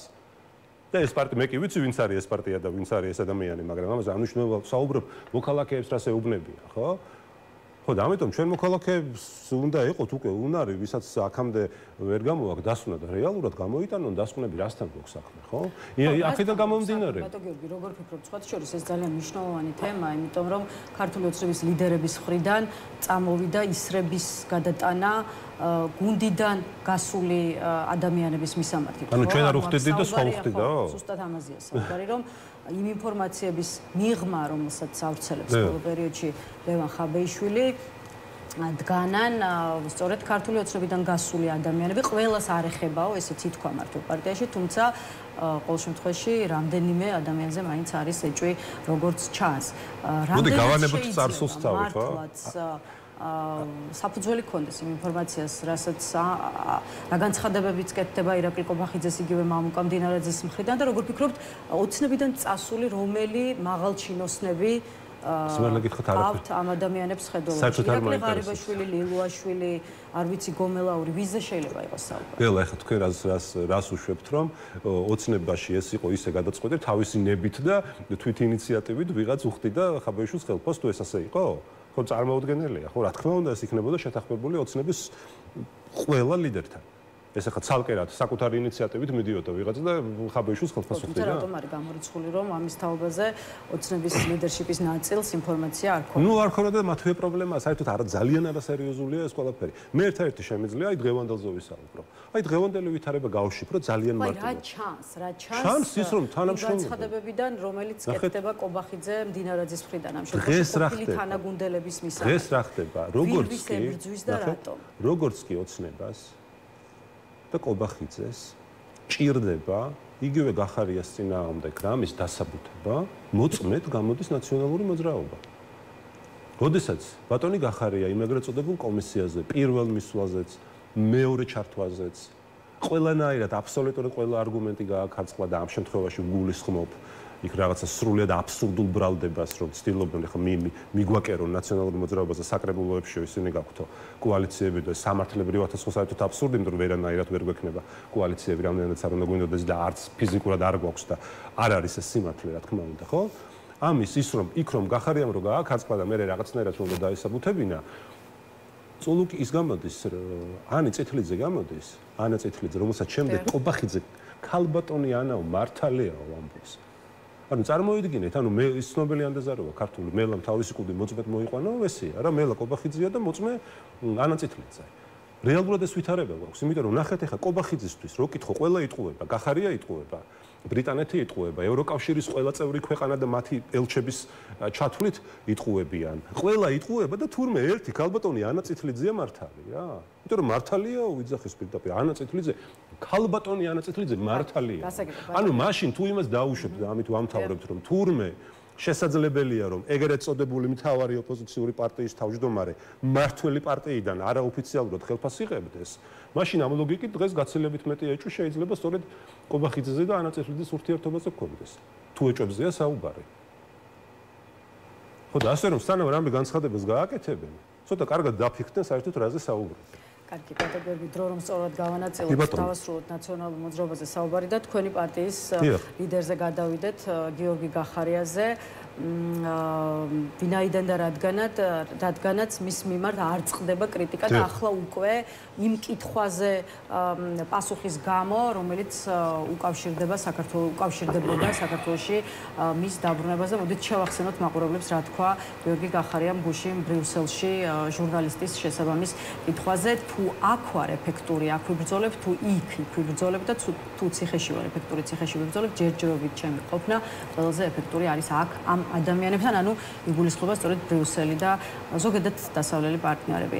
არ ვიცი, ამ განცხადებით გახარია ფაქტობრივად ადასტურებს, რომ ყოველ შემთხვევაში ამ ეტაპზე აპირებს, რომ დარჩეს საზღვარგარეთ და ეს კიდევ ერთი მიზეზია იმ კრიტიკისა, რომელიც ისმის თქვენი პარტიის ლიდერის მიმართ, ამ შემთხვევაში ოპოზიციონერი პოლიტიკოსები შეგახსენებენ, რომ ბრძოლის ველი არის საქართველოში და არა საზღვარგარეთ. აი მართლაც სად არის დღეს ბრძოლის ველი საქართველოში თუ უცხოეთში და იმ ფონზე, როდესაც სხვა ოპოზიციონერი ლიდერები იბრძვიან თბილისში, საქართველოს სხვა ქალაქებში, ციხეში სხედან. არ ვიცი, როგორ წარმოაჩენს, რამდენად კარგად წარმოაჩენს თქვენი პარტიის ლიდერს უცხოეთში, სხვა ქვეყანაში ყოფნა, თავად ამ მომრჩევლების და საზოგადოების თვალში. მოდით. აი, 2 დღის წინ რა მოხდა ბრიუსელში, 2 სიტყვით გეტყვით. და ჩვენმა მაყურებელმა გადაწყვიტოს, სად უფრო ეფექტურია ამ შემთხვევაში გახარია ამ კონკრეტულ მოცემულობაში ევროპაში თუ საქართველოში თუ სხვაგან სადმე. 15 ივლისს 2 დღის წინ ლელა ბრიუსელში იყო ევროკავშირის საგარეო საქმეთა მინისტერიალი. ანუ ევროკავშირის ყველა წევრი სახელმწიფო საგარეო საქმეთა მინისტრები შეიკრიბნენ და სხვათა შორის თუ არ ვცდები, ეს იყო პირველი შემთხვევა ბოლო 6 თუ 7 თვის განმავლობაში, როდესაც ოფიციალურად დადგა საქართველოს საკითხი დღის წესრიგში. როდესაც გახარია არის ევროპაში, ის რას აკეთებს? ის ხვდება პირისპირ ყველა ევროპელ ლიდერს, ამ შემთხვევაში თუ არ ვწდები უკლებლი ყველა საგარეო საქმეთა მინისტრმა მქონდა შეხვედრა და კიდევ სხვა პირებთან, ევროპული სახელმწიფოების წარმომადგენლებთან და მან რეალურად შეძლო დაერწმუნებინა თითოეული მათგანი, რომ ოცნების დანაშაულების გამო ქართველი ხალხი არ უნდა დაისაჯოს და რომ უვიზო მიმოსვლის რეჟიმი, რაც არის ქართველი ხალხის მრავალწლიანი ბრძოლისა და შრომის შედეგად მოპოვებული სიკეთე და პრივილეგია, აი ეს პრივილეგია და ეს სიკეთე ქართულ ხალხს უნდა შეუნარჩუნდეს. და თქვენ ნახავდით, როდესაც ამ შეხვედრებიდან გამოდიოდნენ პოლონეთის საგარეო საქმეთა მინისტრი და სხვა მინისტრები, ისინი პირდაპირ ადასტურებდნენ ბატონი გახარიას ნათქვამს. ანუ კიდევ ერთხელ რა ვთქვა მარტივად, გახარია აღმოჩნდა ქართველი პოლიტიკოსი, რომელმაც შეძლო და ევროკავშირის საგარეო საქმეთა მინისტრები დაარწმუნა იმაში, რომ უნდა გადაიდოს უვიზო რეჟიმის შეჩერების პროცესი და მან ეს შეძლო. და ეხლა მოდი თქვენ და ჩვენმა მაყურებელმა გადაწყვიტოს, ეხლა ვიღაც პოლიტიკოსების გადასაწყვეტი ეს არ არის, არც მართველი პარტიის და არც ოპოზიციონერების, ჩვენმა მაყურებელმა გადაწყვიტოს, სად უფრო ეფექტურია გახარია. და თუ მისი ეფექტურობა არ მოწონთ, მაშინ არის ის, რომ ყველა ოპოზიციონერი ლიდერი არის საქართველოში და გიორგი გახარია არის საზღვარგარეთ. გაქცევას უწოდებენ გახარიას წასვლას როგორც ოპოზიციურ სპექტრში, ისე სხვა შორის ქართულ ოცნებაში და აქვე შალო პაპუაშვილის დღევანდელ კომენტარსაც გავაცნობ მაყურებლებს, გიორგი გახარიას პასუხისმგებლობის აღების უნარი არ აქვს. ის 2021 წელს ჯერ ქართული ოცნებიდან გაიქცა, ახლა კი თავის პარტიას გაიქცაო, ამბობს პაპუაშვილი. რატომ არ უნდა შეფასდეს გიორგი გახარიას საქართველოსდან წასვლა იმ ფონზე, როდესაც გაიზარდა აქ მისი დაპატიმრების რისკი, სწორედ გაქცევათ? ნახეთ, მაგას საუბრობ ზუსტად. მაგასაუბრებ, თავარი ხო შედეგია. ანუ ევროპაში ოცნებას აღარ ელაპარაკებია რეალურად. ერთადერთი რაც შეიძლება გააკეთოს ევროკავშირმა, კიდევ და კიდევ მისცეს რაღაცა შანსები, მართალია შანსებიც უკვე იწურება და ფაქტობრივად ამოწურულია, მაგრამ ნუ ხედავთ, რომ კიდევ აი ხა ეს ბოლო რეკომენდაციაც ამის კიდევ ერთი ალბათ ერთ-ერთი ბოლო შანსი იყო. და დიდი ბოდიში, მაგრამ ვინ უნდა წარმოადგინოს ქართული ხალხი ევროპაში? ანუ ჩვენს ევროპულ პარტნიორებს ვინ უნდა ელაპარაკოს? ვინ და ბატონ გახარიას ამ ძალიან დიდი წონაც აქვს, ავტორიტეტიც აქვს, პირადი კონტაქტებიც აქვს და ეს არის პოლიტიკოსი, რომელსაც ევროპაში უსმენენ და მის აზრს და მის პოზიციას ითვალისწინებენ და პირდაპირ გეუბნებით, რომ ეს 2 დღის წინ 2025 წლის 15 ივლისის მინისტერიალზე დადასტურდა პირდაპირ. და კიდევ ვიმეორებ, ანუ როდესაც პოლიტიკოსი ამას აკეთებს, ვინც არ გაბოდის ჯერ გაქცევაზე საერთოდ ლაპარაკი და ძალიან სწორად თქვა, რაც თქვა. გახარიამ სრულიად ვიზიარებ. რა თქმა უნდა, სადაც ეფექტური იქნება, იქ იქნება. ხო, ვისი რა საქმეა დიდი ბოდიში, სად იბრძოლებს ჩვენი ქვეყნისთვის გახარია. ეხლა აქ რო ყოფილიყო საქართველოში და სიტყვაზე საპატიმროში რო ყოფილიყო, უფრო მეც გააკეთებდა. ანუ რა გურჩევნია ჩვენო პირობითად ეხლა ვიღაცა პოლიტიკოსების დაძახილზე ჩამოვიდეს აქ პირობითად გახარია ამ ეტაპზე თუ რა თქმა უნდა ჩამოვა თუ იმუშაოს ევროპაში იმისთვის რომ საქართველოში ჩამოსულ შემთხვევაში გიორგი გახარიას დაბატიმრების საფრთხე ემუქრება რა საფრთხეც რეალურად მართლაც შეიძლება არსებობდეს მინიმუმ 2 საქმესთან დაკავშირებით ეს ისედაც ხადია ეპიზოდია 1 და მეორე 2019 ისედაც ხადია ამას ვინ მალავს დღეს ირაკლი კობახიძემაც გააკეთა კიდევ ერთი განცხადება ამ თემაზე და მისი ამ განცხადებიდანაც მცირე ამონარიც გავაცნობ მაყურებლებს 2019 წლის 20 ივნისთან დაკავშირებით არის სერიოზული კითხვები იმასთან დაკავშირებით თუ რატომ მიიყვანა სამინისტროს მაშინდელმა ხელმძღვანელობამ საქმე რეზინის ტყვეების გამოსაყენებლადო თქვა ირაკლი კობახიძემ. ხო, აი რატომ არ ამბობთ მაშინ რომ გიორგი გახარია საქართველოში ვერ ჩამოდის იმიტომ რომ ემუქრება დაპატიმრების ანუ მან თქვა გარკვევით ხო ახლა რა ქნას ახლა ადგეს და ესე ამ მოძალადე რეჟიმს რომელიც ყველაფერზეა წამსვლელი და ყველაფერს მკადრებელია და ყველაფერზე ხელის მომწერი ახლა ადგეს და ესე ჩაბარდა ეს. როდესაც მას დღეს შეუძლია ძალიან მნიშვნელოვანი როლი შეასრულოს ევროპაში და მოგიყვანეთ ეს მაგალითი ახლა ამას დიდი მაგალითი რა უნდა იყოს ხო? ანუ ადამიანმა ერთმა პოლიტიკოსმა შეძლო, როდესაც საკითხი პირდაპირ იდგა დღის წესრიგში, ჩვენი ქვეყნის მოქალაქეებს შეჩერებოდათ თუ არა უვიზო მიმოსვლის რეჟიმი, მან შეძლო და ეს პროცესი როგორც მინიმუმ გადაადებინა რამდენიმე თვით. და ეს ნიშნავს სწორედაც რომ მუშაობას, ეს არის სწორედაც რომ პირდაპირ ყველაზე კარგი მაგალითი რა უნდა გააკეთოს პოლიტიკოსმა. და ეს არის პირდაპირ მაგალითი რომ ოპოზიციონერი პოლიტიკოს თუ ის არის სახელმწიფოებრივად მოაზროვნე გაცილებით მეტის გაკეთება შეუძლია ამ ქვეყნისთვის, ვიდრე ოცნებას რომელიც აანგრევს ამ ქვეყნის მომავალს. ვიზა ლიბერალიზაციის საკითხსაც შეხება გაქვთ ინფორმაცია რომ მინიმუმ რამდენიმე თვით ამ საკითხზე გაწყვეტილების მიღება გადავადებული, ანუ ამ საკითხზე გაწყვეტილების მიღება არ მოხდება ადგილობრივ არჩევნებამდე? რა თქმა უნდა, არ მოხდება. რა თქმა უნდა, არ მოხდება და სწორედ ამიტომ არის ადგილობრივ არჩევნებში ჩვენი მონაწილეობა მნიშვნელოვანი, რომ ოცნების ელექტორატის რღვევა შემცირება სერიოზულად შემცირება უნდა აისახოს იმ ციფრებში, რა ციფრებიც დაიდება არჩევნების დღეს. მესმის რომ ოცნება ყველაფერს იკადრებს და ყველაფერს გააკეთებს იმისთვის რომ მისთვის სასურველი ციფრები დადოს ყველანაირი ტიპის გაყალბებით, მაგრამ ჩვენ ამის უფლება არ უნდა მივცეთ არც ერთ შემთხვევაში და უნდა დადასტურდეს რომ დღეს ოცნებას მას შემდეგ რაც გაცხადებულად თქვა ამ ქვეყნის ევროპულ მომავალზე უარი, გაცილებით ნაკლები ამორჩეველი ყავს და მან დაკარგა ამ მომრჩეველი. ერთადერთი რაც შეაშინებს ლელა ოცნებას უკან დაახევინებს და იძულებულს გახდეს შეასრულოს ქართული ხალხის მოთხოვნა იქნება ის, რომ ის თავად დარწმუნდეს, რომ მას აღარ ყავს ამორჩეველი. ყოველ შემთხვევაში აღარ ყავს ამ 20%-ზე მეტი, ანუ იმ რაოდენობაზე მეტი, ვინც რეალურად არ არის მომხრე ამ ქვეყნის ევროპული მომავალს. და ბოლოს დაგისვამთ და დამშვიდობებით და მზად ხართ იმისთვის, რომ თქვენმა პარტიამ ადგილობრივი თვითმმართველობის არჩევნებში მონაწილეობა მიიღოს საქართველოში გიორგი გახარიას ფიზიკურად ყოფნის გარეშე, ანუ როდესაც გახარიას საარჩევნო პროცესი უცხოეთიდან. თუ ამის საჭიროება იქნება, აბსოლუტურად მზად ვართ. ჩვენი პარტია დღეს არის ისეთი ძლიერი, როგორც არასდროს. მე ამ პარტიის დამფუძნებელი ვარ პირველივე დღიდან და არ მახსენდება ისეთი ერთიანი და შეკრული ყოფილიყო ჩვენი გუნდი, როგორც დღეს. რადგან მიგვაჩნია, რომ ჩვენ დღეს ქვეყანა გადასარჩენი გვაქვს, ქართული სახელმწიფო დასაბრუნებელი გვაქვს, ქართველი ამომრჩეველი საჭიროებს ჩვენს, ასე ვთქვათ, მხარდაჭერას და ჩვენ მათ მარტო დატოვების უფლებას საკუთარ თავს ვერ მივცემთ და ჩვენ გვაქვს გააზრებული, რომ ეს არის უთანასწორო ბრძოლა. გიორგი გახარია კიდევ ვიმეორებ, ევროპაში თუ იქნება და იქიდან იმუშავებს ჩვენი ქვეყნის ინტერესების დასაცავად, ამაში ცუდი არაფერია. ჩვენ თითოეული ჩვენი გუნდის წევრი მზად არის ამ ბრძოლაში, თუნდაც იმ პირობებში, რაც თქვენ მიკითხეთ, ჩაერთოს და აგერ ვნახავთ რა შედეგებიც დაიდება. ისე თბილისის მერის არჩევნებს რაც შეეხება დღეს ითქვა, რომ მომავალ კვირას გახდება ცნობილი, ვინ იქნება ქართული ოცნების კანდიდატი საქართველოს დედაქალაქში. კახა კალაძე თუ ვინმე სხვა, აი რა შემთხვევაში გექნებათ მოგების უფრო დიდი შანსი, როგორ ფიქრობთ? ეცეტრად, ეხლა საერთოდ არ აქვს მნიშვნელობა ვინ იქნება. ეხლა კახა კალაძე მერი, რომელიც აგერ ხა აღარ მინდა გავიხსენოს უბედური შემთხვევა, რაც რამდენიმე დღეს წინ მოხდა და არაფერზე პასუხისმგებლობა საკუთარ თავზე არ აუღია, რაც დაამსგავსა თბილისი კორუფციაში ყველაზე მეტად შემჩნეული და ყველამ რო იცის რომ რამდენად ჩართული ადამიანია და ეხლა ამ ადამიანის პერსპექტივა თავისუფალი არჩევნების პირობებში თბილისის მერობის ნამდვილად ძალიან დაბალია. იყო სხვა რა მნიშვნელობა აქვს. ოცნება ეხლა ერთი თოჯინა გამოვა თუ მეორე ასპარეზზე ამას რა მნიშვნელობა აქვს. ნებისმიერ შემთხვევაში ნებისმიერ კანდიდატი, ვისაც წარადგენს ოცნება, ეს იქნება ადამიანი, რომელიც ხელს აწევს იმას, რომ არის იმ პარტიის და იმ პოლიტიკური ძალის კანდიდატი, ვინც ამ ქვეყნის ევროპულ მომავალზე თქვა უარი, დემოკრატიულ განვითარებაზე თქვა უარი, ვინც ძალადობს ჩვენი ქვეყნის მოქალაქეებზე, ახალგაზრდებზე და ნუ ეხლა თუ უნდა ამ კანდიდატს რომ ამ პარტიას წარმოადგენდეს, კი ბატონო. თქვენ და ლერლობით ხომ არ დაიწყეთ უკვე თბილისის კანდიდატის რა თქმა უნდა, დაწყებულია. პროცესი დაწყებულია. არა, ნუ ეხლა პროცესია ლელა. უნდა გვესმო. რა არის? კი, რა თქმა უნდა. მაგრამ ეხლა ნუ ნერვიულობენ სხვები, ეხლა თქვენი ჟურნალისტური ცნობის მოყარეობა.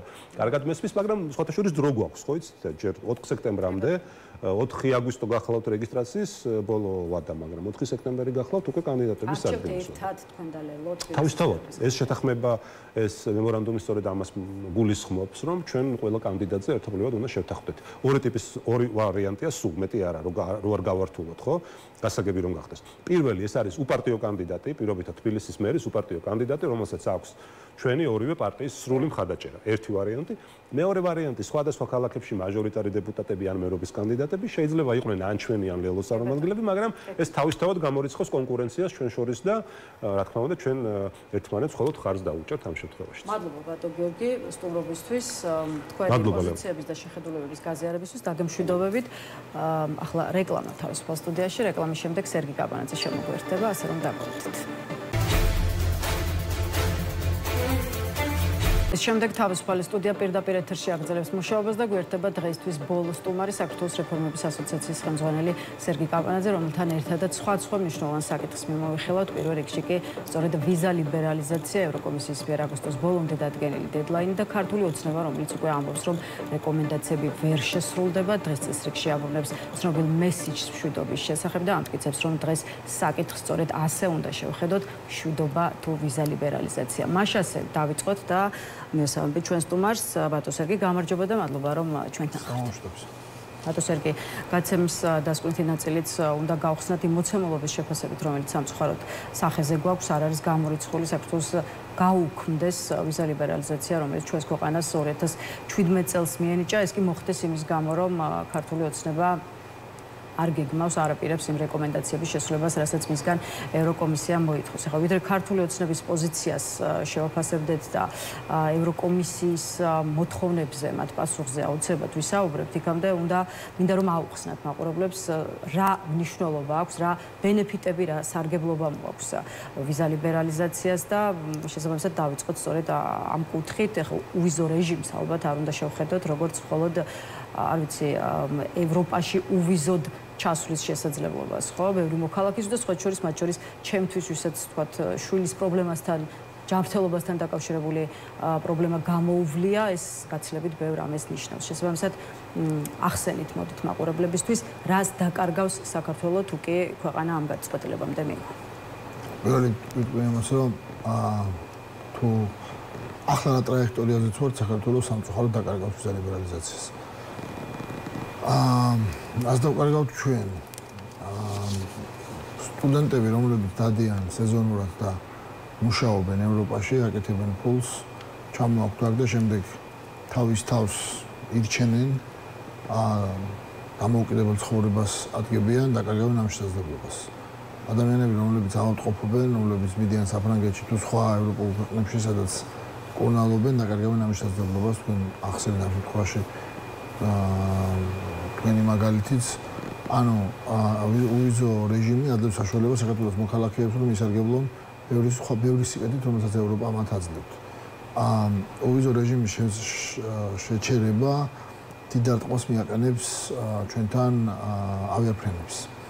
იმიტომ რომ ეს იაფი ავიახაზები, რომლებიც საქართველოში არიან, მათ შორის არიან იმიტომ, რომ მარტივი არის აქედან წასვლა.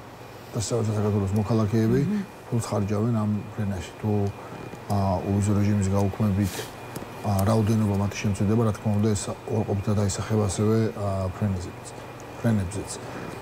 უვიზო რეჟიმით სარგებლობს ძალიან ბევრი ადამიანი, რომლებიც მიდიან მაგალითად თავიანთი მშობლების სანახავად, რომლებიც ემიგრაციაში არიან, ან თავიანთი ნათესავების სანახავად და აღარაფერს ვამბობ, ალბათ ყველაზე მარტივ დასასვენებლად წასვლას, ხო? საბოლოო ჯამში ეს არის ძალიან დიდი რამ, რაც საქართველოს შეიძინა ბოლო 8 წლის განმავლობაში. ეს არ არის არც შეძენა იყო ქართული ოცნების დამსახურება და სამწუხაროდ ამის დაკარგვა იქნება პირდაპირ ქართული ოცნების ბრალი. აქ მე ვამბობ, რომ სამწუხაროდ ჩვენ დავკარგავთ, მათ შორის ვამბობ იმიტომ, რომ ხედავთ თუ როგორი რეაქცია აქვს ამაზე ქართული ოცნებას, მათ ეს წერილიც და ეს განცხადებაც გამოიყენეს ამეთ პროპაგანდისტული მიზნებისთვის, სრულად არაადეკვატური ჩემს და აქცენტები დასვეს. მათ შორის რაღაც მოახდინეს მისი შეპირისპირება დამოუკიდებლობასთან, სუვერენიტეტთან, მშვიდობის ნარატივსაც აბრუნებს ქართული ოცნება. თუმცა ამას აკეთებენ, გასაგებია, რომ მათ გადაწყვეტილი აქვთ, რომ მათ იციან, რომ ისინი ამ სიკეთეს დაკარგავენ. მათ შორის იმიტომ, რომ ის მოთხოვნა, რომელსაც ევროკომისია აყენებს, არ არის შესრულებული ქართული ოცნების მიერ. ფოტოშორის ამის დეტალებში მინდა რომ შევიდე, ის წერილი, რომელიც გამოქვეყნდა, იქ იყო საუბარი 2024 წლის დეკემბრის დასაწყისის მონაცემებით და იმდროინდელი მდგომარეობით, რა უნდა გაეკეთებინა ქართულ ოცნებას. შესაბამისად, დღევანდელი გადასახედავად, როდესაც ვკითხულობთ იმ 8 მოთხოვნას, ბევრი მათ შორის არის არაადეკვატური. ჩემი გადასახედიდანაც მათ შორის, ალბათ, რომლებს გულისხმობთ? აქ არის საუბარი რაღაც ანტიკორუფციული ბიუროს დამოუკიდებლობაზე, რაღაც კონკრეტული ნაბიჯების გადადგმაზე, იქ არის საუბარი მაგალითად ეგრეთ წოდებული რუსული კანონის გაუქმებაზე, იმ რუსული კანონის მერე ისეთი კანონები მიიღეს, რომ იმაზე საერთოდ საუბარიც კიდევ მეტია, ხო? არ გულისხმობ ფოტოშორის LGBT კანონმდებლობას, იმიტომ რომ იმაჩნია, რომ სწორი მოთხოვნაა ევროკავშირის მხრიდან, როდესაც აქ დისკრიმინაციული კანონები იქნა მიღებული. მაგრამ მე მესმის რომ ქართული ოცნება ამას პროპაგანდისტვის იყენებს, მაგრამ იმის გამო რომ ისინი ამას პროპაგანდისტვის იყენებენ, მე მაგალითად არ ვაპირებ რომ არ ვილაპარაკო იმაზე, რაც უმოჩნია რომ სწორი. მაგრამ 2024 დეკემბრის მერე აქ გაფუჭდა მილიონი სხვა რამ. იმის მერე 20-მდე კანონი იქნა მიღებული, უკვლებლივ ყველა ამ კანონების ეწინააღმდეგება საქართველოს ვალდებულების ასოცირების შეთანხმებით და მათ შორის დიდი ნაწილი ვიზა ლიბერალიზაციის კუთხით. ამ წერილში ჩამონათვალში არის პირველი პუნქტი, სადაც არის საუბარი ადამიანის უფლებების დარღვევებზე. ამ პირველი პუნქტის ქვეშ შეიძლება ბევრი სხვა მოთხოვნაც გაიყვანოს. შესაბამისად, ქართული ოცნება არ აპირებს ამ მოთხოვნების შესრულებას. მათ ძალიან დიდი ხანია ვიზა ლიბერალიზაციაზე ხელი ჩაქნეული აქვთ. მათ იციან რომ ეს არის გარდაუვალი, იმიტომ რომ შეუძლებელია ოდნავ საღიაზრი ჰქონდეს და იქ აქვთ საღიაზრი ადამიანებს და არ გესმოდეს რომ მიიღო აი ეს დიქტატორული კანონები დაწყებული იმით რომ Facebook-ზე აზრის გამოხატვა ისჯება ჯარიმით, გაგრძელებული იმით რომ როგორ შეზღუდას გამოხატვის თავისუფლება, გაგრძელებული იმით რომ როგორ არიან პოლიტიკური ლიდერები ციხეში, ასეთი ქვეყნები ევროკავშირთან უგზო მიმოსვლაში არ არიან. ბატონ სერგი, რამდენიმე კითხვა მინდა დავსვა კიდევ ამ თემაზე და უპირველესად დაუბრუნდეთ მშვიდობის შესახებ, ასე ვთქვათ, message box, რითაც ქართული ოცნება ხსნის, რატომ არ უნდა შესრულდეს აი ეს ევროკომისიის ის რეკომენდაციები, რის შესასრულებლადაც ვადა აგვისტოს ბოლომდე მიეცა მართლ პარტიას. სახელმწიფო ძალა ამტკიცებს, რომ ევროკომისიის მოთხოვნების შესრულება გამოიწვევს ქვეყანაში არეულობას და მშვიდობას შეუქმნის საფრთხესო, ასე ამბობს ირაკლი კობახიძე მისი დღევანდელი განცხადება.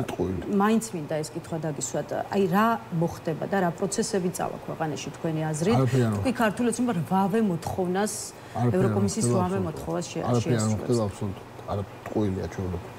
ეგარი ჩვეულებრივი ტყუილი ჩვეულებრივი უნამუსო პროპაგანდა. ეს არც არეულობას შექმნის და არც მშვიდობას მოიტანს. არა რა თქმა უნდა. არ გასულ მშვიდობასთან ის მოთხოვნები რომელიც არაფერ კავშირში არ არის აბსოლუტურად. ეგ არის უბრალოდ ტყუილი. ეგ არის დაახლოებით ისეთი მასშტაბის აბსურდი, რომელსაც გებელსის დონის პროპაგანდა რა შუშია. რა, აი, რომელი არის კავშირში რაიმე მშვიდობასთან. ქართული ოცნება ხო მაგაზე გადაეწყო უკვე, რომ ყველაფერს ამართლებს რაღაცა ტრადიციებით, მშვიდობით და ეგეთი რაღაც ზოგადი ლოზუნგებით. ორანაირი არგუმენტი ამის უკან არის. სიმართლე გითხრათ, არ თვაპირებ მაგის მეტი განხილვას, იმდენად დიდი ბოდვაა. ნიშნა რომ ეგ არის უბრალოდ ტყუილი და არ მინდა რომ ავყოლ მაგას. ხო, მაგრამ საინტერესო მგონია მოისმინოს მაყურებლებმა საპირისპირო პოზიცია იმ ნარატივებისა, რაც ის ქართული ოცნების მხრიდან. აი მაგალითად, მართლ პარტიაში იმასაც კი ამბობენ, რომ მივიღეთ არა ევროკავშირი, არამედ საბჭოთა კავშირი და ასეთ კითხვას სვამენ. საბჭოთა კავშირში მოდიოდა დირექტივები მოსკოვიდან. თუ არ შესრულდებოდა, დაგვრჩიდნენ. რითი განსხვავდება მოსკოვისგან ბრიუსელი ისევ მართლ პარტიაში დასმული კითხვა? ეგ არის არცოდნა და მაგას ვინც ამბობს არის უცი და ბრიუსელი. რა განსხვავებაა ევროკავშირსა და საბჭოთა კავშირის შორის და შესაბამისად მოსკოვსა და ბრიუსელს შორის როგორ და რითი წაშლით იმ ტოლობის ნიშნავს? საბჭოთა კავშირის დროს საქართველო იყო დაპყრობილი, ანექსირებული, ოკუპირებული, არ ქონდა თვითმმართველობა.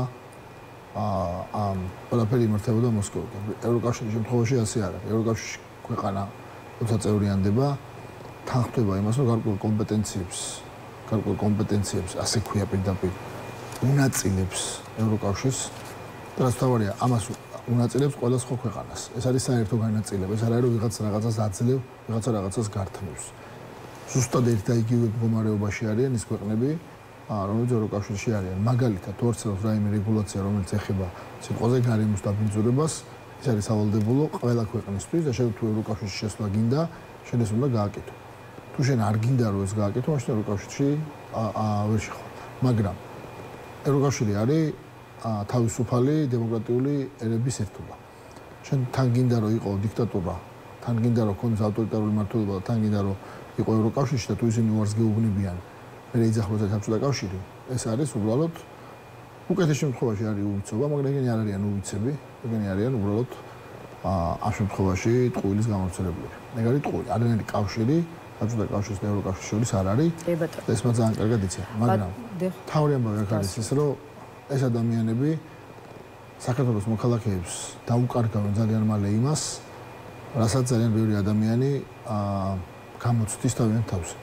აი სხვათა შორის გახარიას პარტიის წარმომადგენელი იყო ცოტა ხნის წინ ჩვენი სტუმარი, რომელმაც თქვა, რომ გიორგი გახარიას ძალისხმევის შედეგად მიღწეულია პარტნიორებთან შეთანხმება იმის თაობაზე, რომ მინიმუმ რამდენიმე თვით გადავადდება საქართველოს ვიზა ლიბერალიზაციის საკითხზე გაწყვეტილების მიღება. მოდი მაგაზე პოლიტიკოსებმა გააკეთონ კომენტარი, მე არ გავაკეთე, არ ვიცი, მე რას აკეთებს გიორგი გახარია ამ მიმართულებით, მე ვიცი ერთი რამე, რომ აბსოლუტურად ყველა საქართველოს გნებავთ პოლიტიკური ოპოზიციური პარტიის წარმომადგენელი, გნებავთ არასამთავრობო სექტორის, გნებავთ სამოქალაქო საზოგადოების, რომლებიც ბრიუსელში ბოლო პერიოდის განმავლობაში მართავდნენ შეხვედრებს, ასევე დედაქალაქებში, უკრაინული ყველა მათგანი საუბრობს იმაზე, რომ საქართველოს არ უნდა დაკარგოს ვიზა ლიბერალიზაცია. უბრალოდ ჩვენ კარგად უნდა გვესმოდეს, რომ ეს პროცესი არ არის დამოკიდებული იმაზე ვინ რამდენად ლამაზად დაიცავს საქართველოს და რამდენად მეტ არგუმენტს მოვყავს. იმიტომ რომ ვიზა ლიბერალიზაცია არის დამსახურებას დაფუძნებული პროცესი. როდესაც ჩვენ მივიღეთ თავის დროზე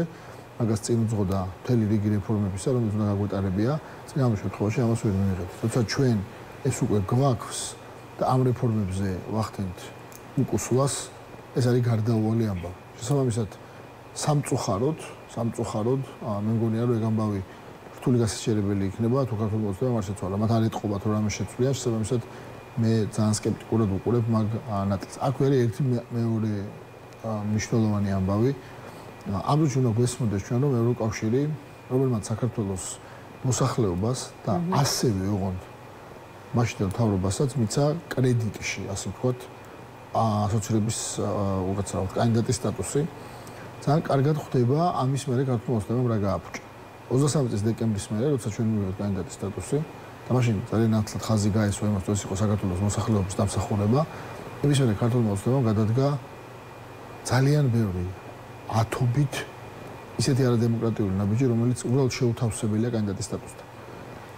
რა თქმა უნდა, რეაქცია მოყვა განცხადებას, რომ გადაუხვიეს ევროპული გზიდან, მაგრამ ეს ნაბიჯები, ეს კანონები, ეს რიტორიკა, ეს ანტიევროპული, ეს პროპაგანდა, რომელიც თქვენს ახსენეთ ახლა რამდენიმე ხორცო ციტირება მოახდინეთ სხვადასხვა ქართული ოცნების რეჟიმის წარმომადგენლების, ეს არ არის თავსებადი ევროკავშირის გზას. შესაბამისად, ევროკავშირისთვის ეს არის ძალიან მნიშვნელოვანი, რომ გვესმოდეს ამ წუთში დღის წესრიგში არის როგორ მოახდინოს ამაზე რეაგირება. მათი რეაგირება აქამდე არის მარტო განცხადებები, იმიტომ რომ ნაბიჯები რო გადადგას, ამისთვის მათ შეიძლება კონსენსუსი.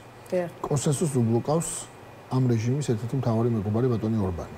შესაბამისად, როდესაც ევროკავშირს აღარ დარჩება სხვა გზა, გარდა იმისა, რომ ისეთი ინსტრუმენტი გამოიყენოს, რომ არ ჭირდება კონსენსუსი, ესეთი ინსტრუმენტი არის მარტო ვიზა ლიბერალიზაციის შეჩერება. ანუ იმის გამო რომ ვერ დააწესებს სანქციებს თქვა ქართულ ოცნებასთან დაკავშირებულ პირებთან მიმართებაში. ყველას კარგად უნდა ესმოდეს, რომ ჩვენ თუ დავკარგავთ ვიზა ლიბერალიზაციას, უზოლიზებს დავკარგავთ არა მარტო იმიტომ, რომ ქართულმა ოცნებამ კონკრეტული ნაბიჯები გადადგა, რითაც ევროკავშირმა დაინახა, რომ არ იმსახურებს ეს რეჟიმი და ეს ქვეყანა სამწუხაროდ ამ ვიზა რეჟიმს. არამედ, როცა მათ გადაწყვიტეს, რომ კონკრეტული სანქციები, კონკრეტული ნაბიჯები გადაედგათ, მათ შორის ამ რეჟიმის და ამ კანონების შემოქმედების მიმართ. და ეს ვერ გააკეთეს, იმიტომ რომ ამ რეჟიმის მთავარმა მეგობარმა ეს დაბლოკა. ამის მერე მათ სხვა გზა აღარ რჩებათ, გარდა იმისა, რომ არაკონსენსუალური ინსტრუმენტი გამოიყენა. ამიტომ ეს არის ორმაგი დამსახურება იქნება იმ ადამიანების, რომლებიც თქვენ ახსენეთ. ბატონ სერგი, კიდევ ერთი რაც ევროკომისიის წერილის კონტექსტში უნდა გითხოთ, ის ჩანაწერია, რომელიც ამ წერილში არ დევს. ჩანაწერი, სადაც სხვა რეკომენდაციებთან ერთად იქნებოდა ნათქვამი, რომ აი უნდა გათავისუფლდნენ დაპატიმრებული ოპოზიციონერი პოლიტიკოსები და დაპატიმრებული მომიტინგეები, ხო? კი ბატონო, გითხარით, აგურსენით, რატომ არ მოიცავს ეს ჩანაწერი რეკომენდაციას იმ პირებთან დაკავშირებით, ნახეთ როგორ არის ის, რომ პოლიტიკური პატრონები უნდა გათავისუფლდნენ და აქ რა პროცესების არის ეს უნდა შეიცვალოს, ამაზე ბევრი განცხადება გაუკეთებია ევროკავშირის სხვადასხვა დონეზე. ამ წერილში რატო არ წერია, თქვენ მაგას გითხულობთ. იმიტომ რომ ეს არის წერილი, რომელიც არის გაგრძელება 2024 წლის დეკემბერში მიღებული მეშვიდე მოხსენების, რომელიც იყო შეფასებული საქართველოს რა აქვს გასაკეთებელი და აკმაყოფილოს ანგარიში, ხო? დიახ, ხო, მეშვიდე ანგარიშს. იქ რაც ეწერა, რომ საქართველოს უნდა გაეკეთებინა, მარტო ის საკითხები არის ასახული ამ წერილში. ანუ 2024 წლის დეკემბრის დასაწყისის სტატუს კვოზია საუბარი, ანუ იმასთან დაკავშირებით. ანუ ჩვენ კარგად მოგვესმოდეს 24 წლის დეკემბერში უკვე საქართველოს არ ღვევდა იმ წესებს, რომლის გამო შეიძლება დაეკარგა ვიზო სტატუსი.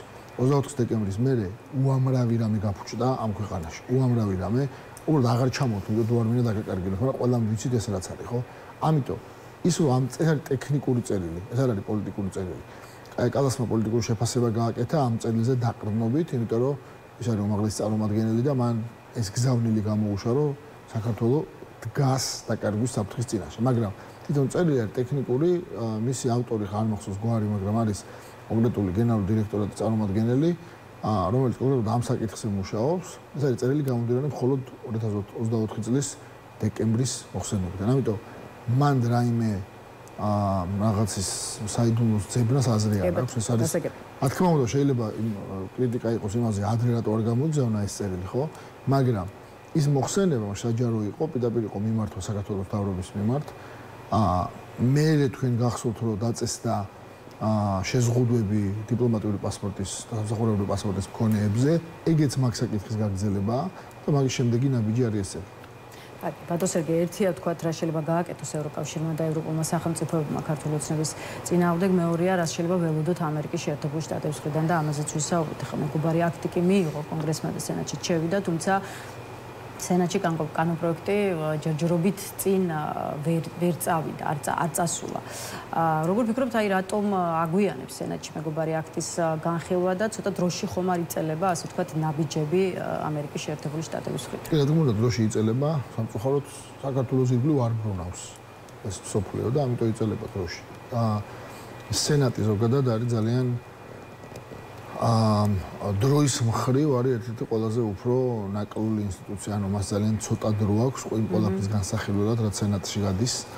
და შესაბამისად ეს არ არის გასაკვირი, რომ მეგობარი აქტი მალევე გადის, ამ ზანარი კავშირი არ აქვს იმასთან, თუ რა დამოკიდებულებაა მაგალითად სენატ საქართველოს სამმართველოში ორივე პარტიის ლიდერებს ძალიან ბევრჯერ გაუკეთებიათ განცხადება, დამგროვი განცხადებები და არა მხარდაჭერი განცხადებები ქართული ოცნების მიმართ და მხარდამჭერი განცხადებები საქართველოს მოსახლეობის მიმართ.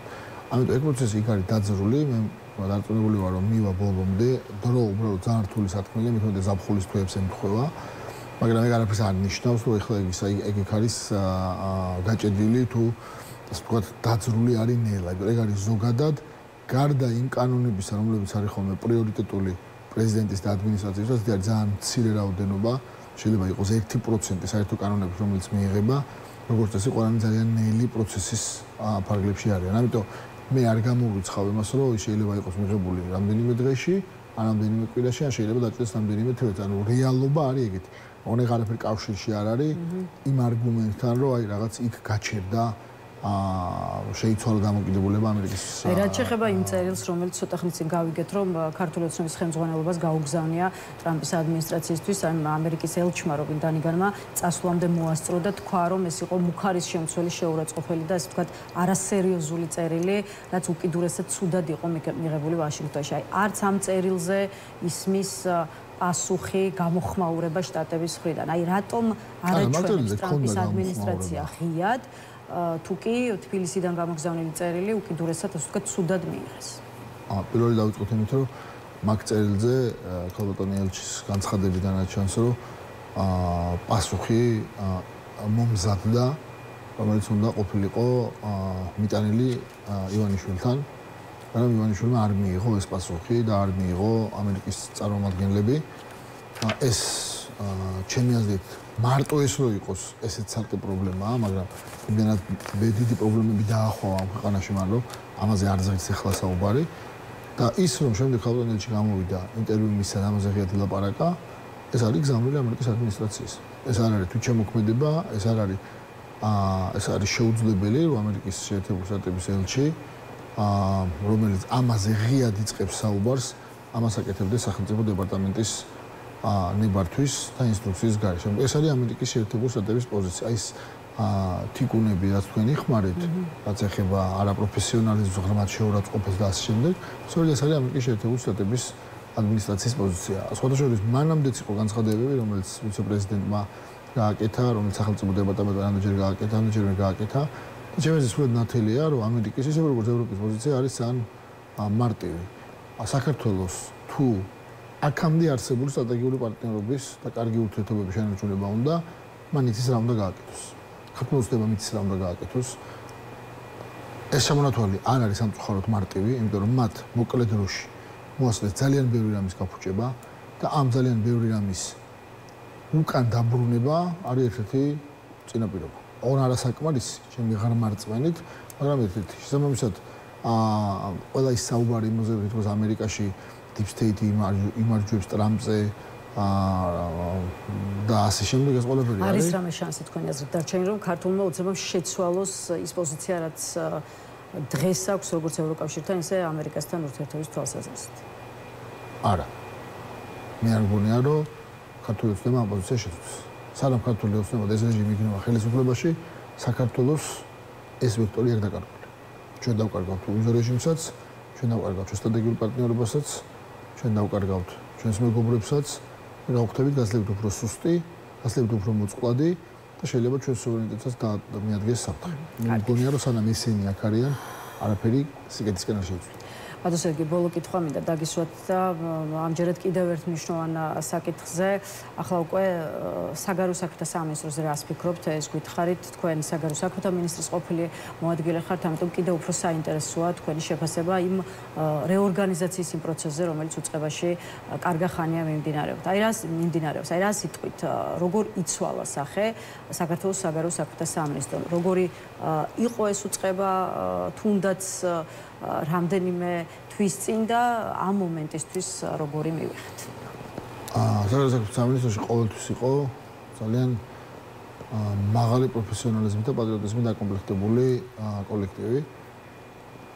და ეს ადამიანები ყველა რთულ დროსაც კი არა მარტო ამ ხელისუფლების, არამედ წინა ხელისუფლებების დროსაც თავიანთ საქმეს ყოველთვის ცდილობდნენ, რომ გამკლავებოდნენ მაქსიმალურად მაგრად.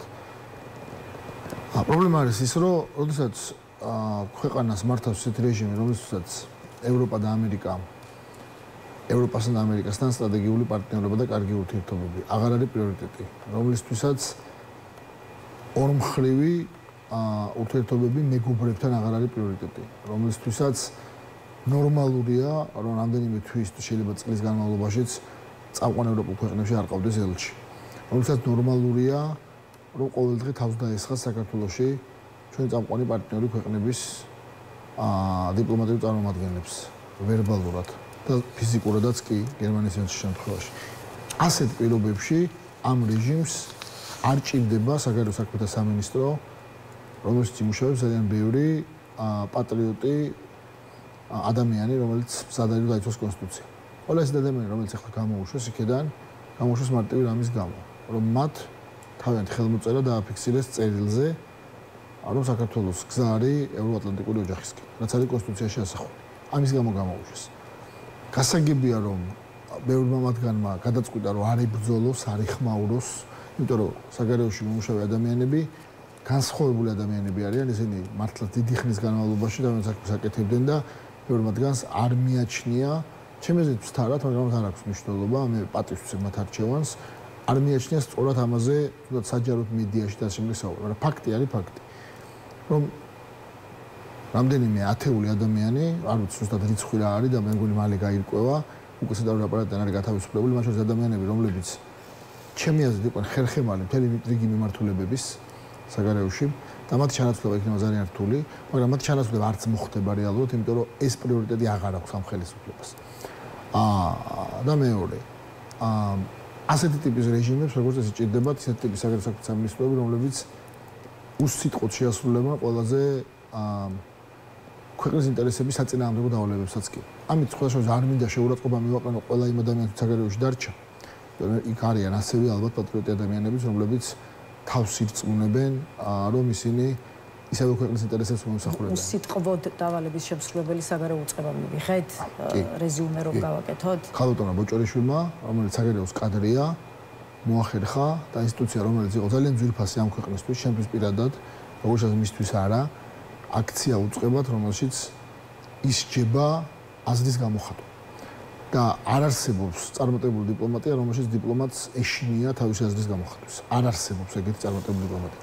და ბოლოს ჩვენ უკვე რამდენიმე წელია გვყავს რეჟიმი, რომელიც საგარეო პოლიტიკურ თემებზე გადაწყვეტილებებს იღებს თვითონ. მე არ მახსოვს თითქმის, რომ მნიშვნელოვან ევროკავშირთან თუ სხვა საგარეო პოლიტიკურ თემებთან დაკავშირებულ საკითხებზე მთავარი მოსაუბრე ყოფილიყო საგარეო. მთავარი მოსაუბრე ყოველთვის იყო პარტია.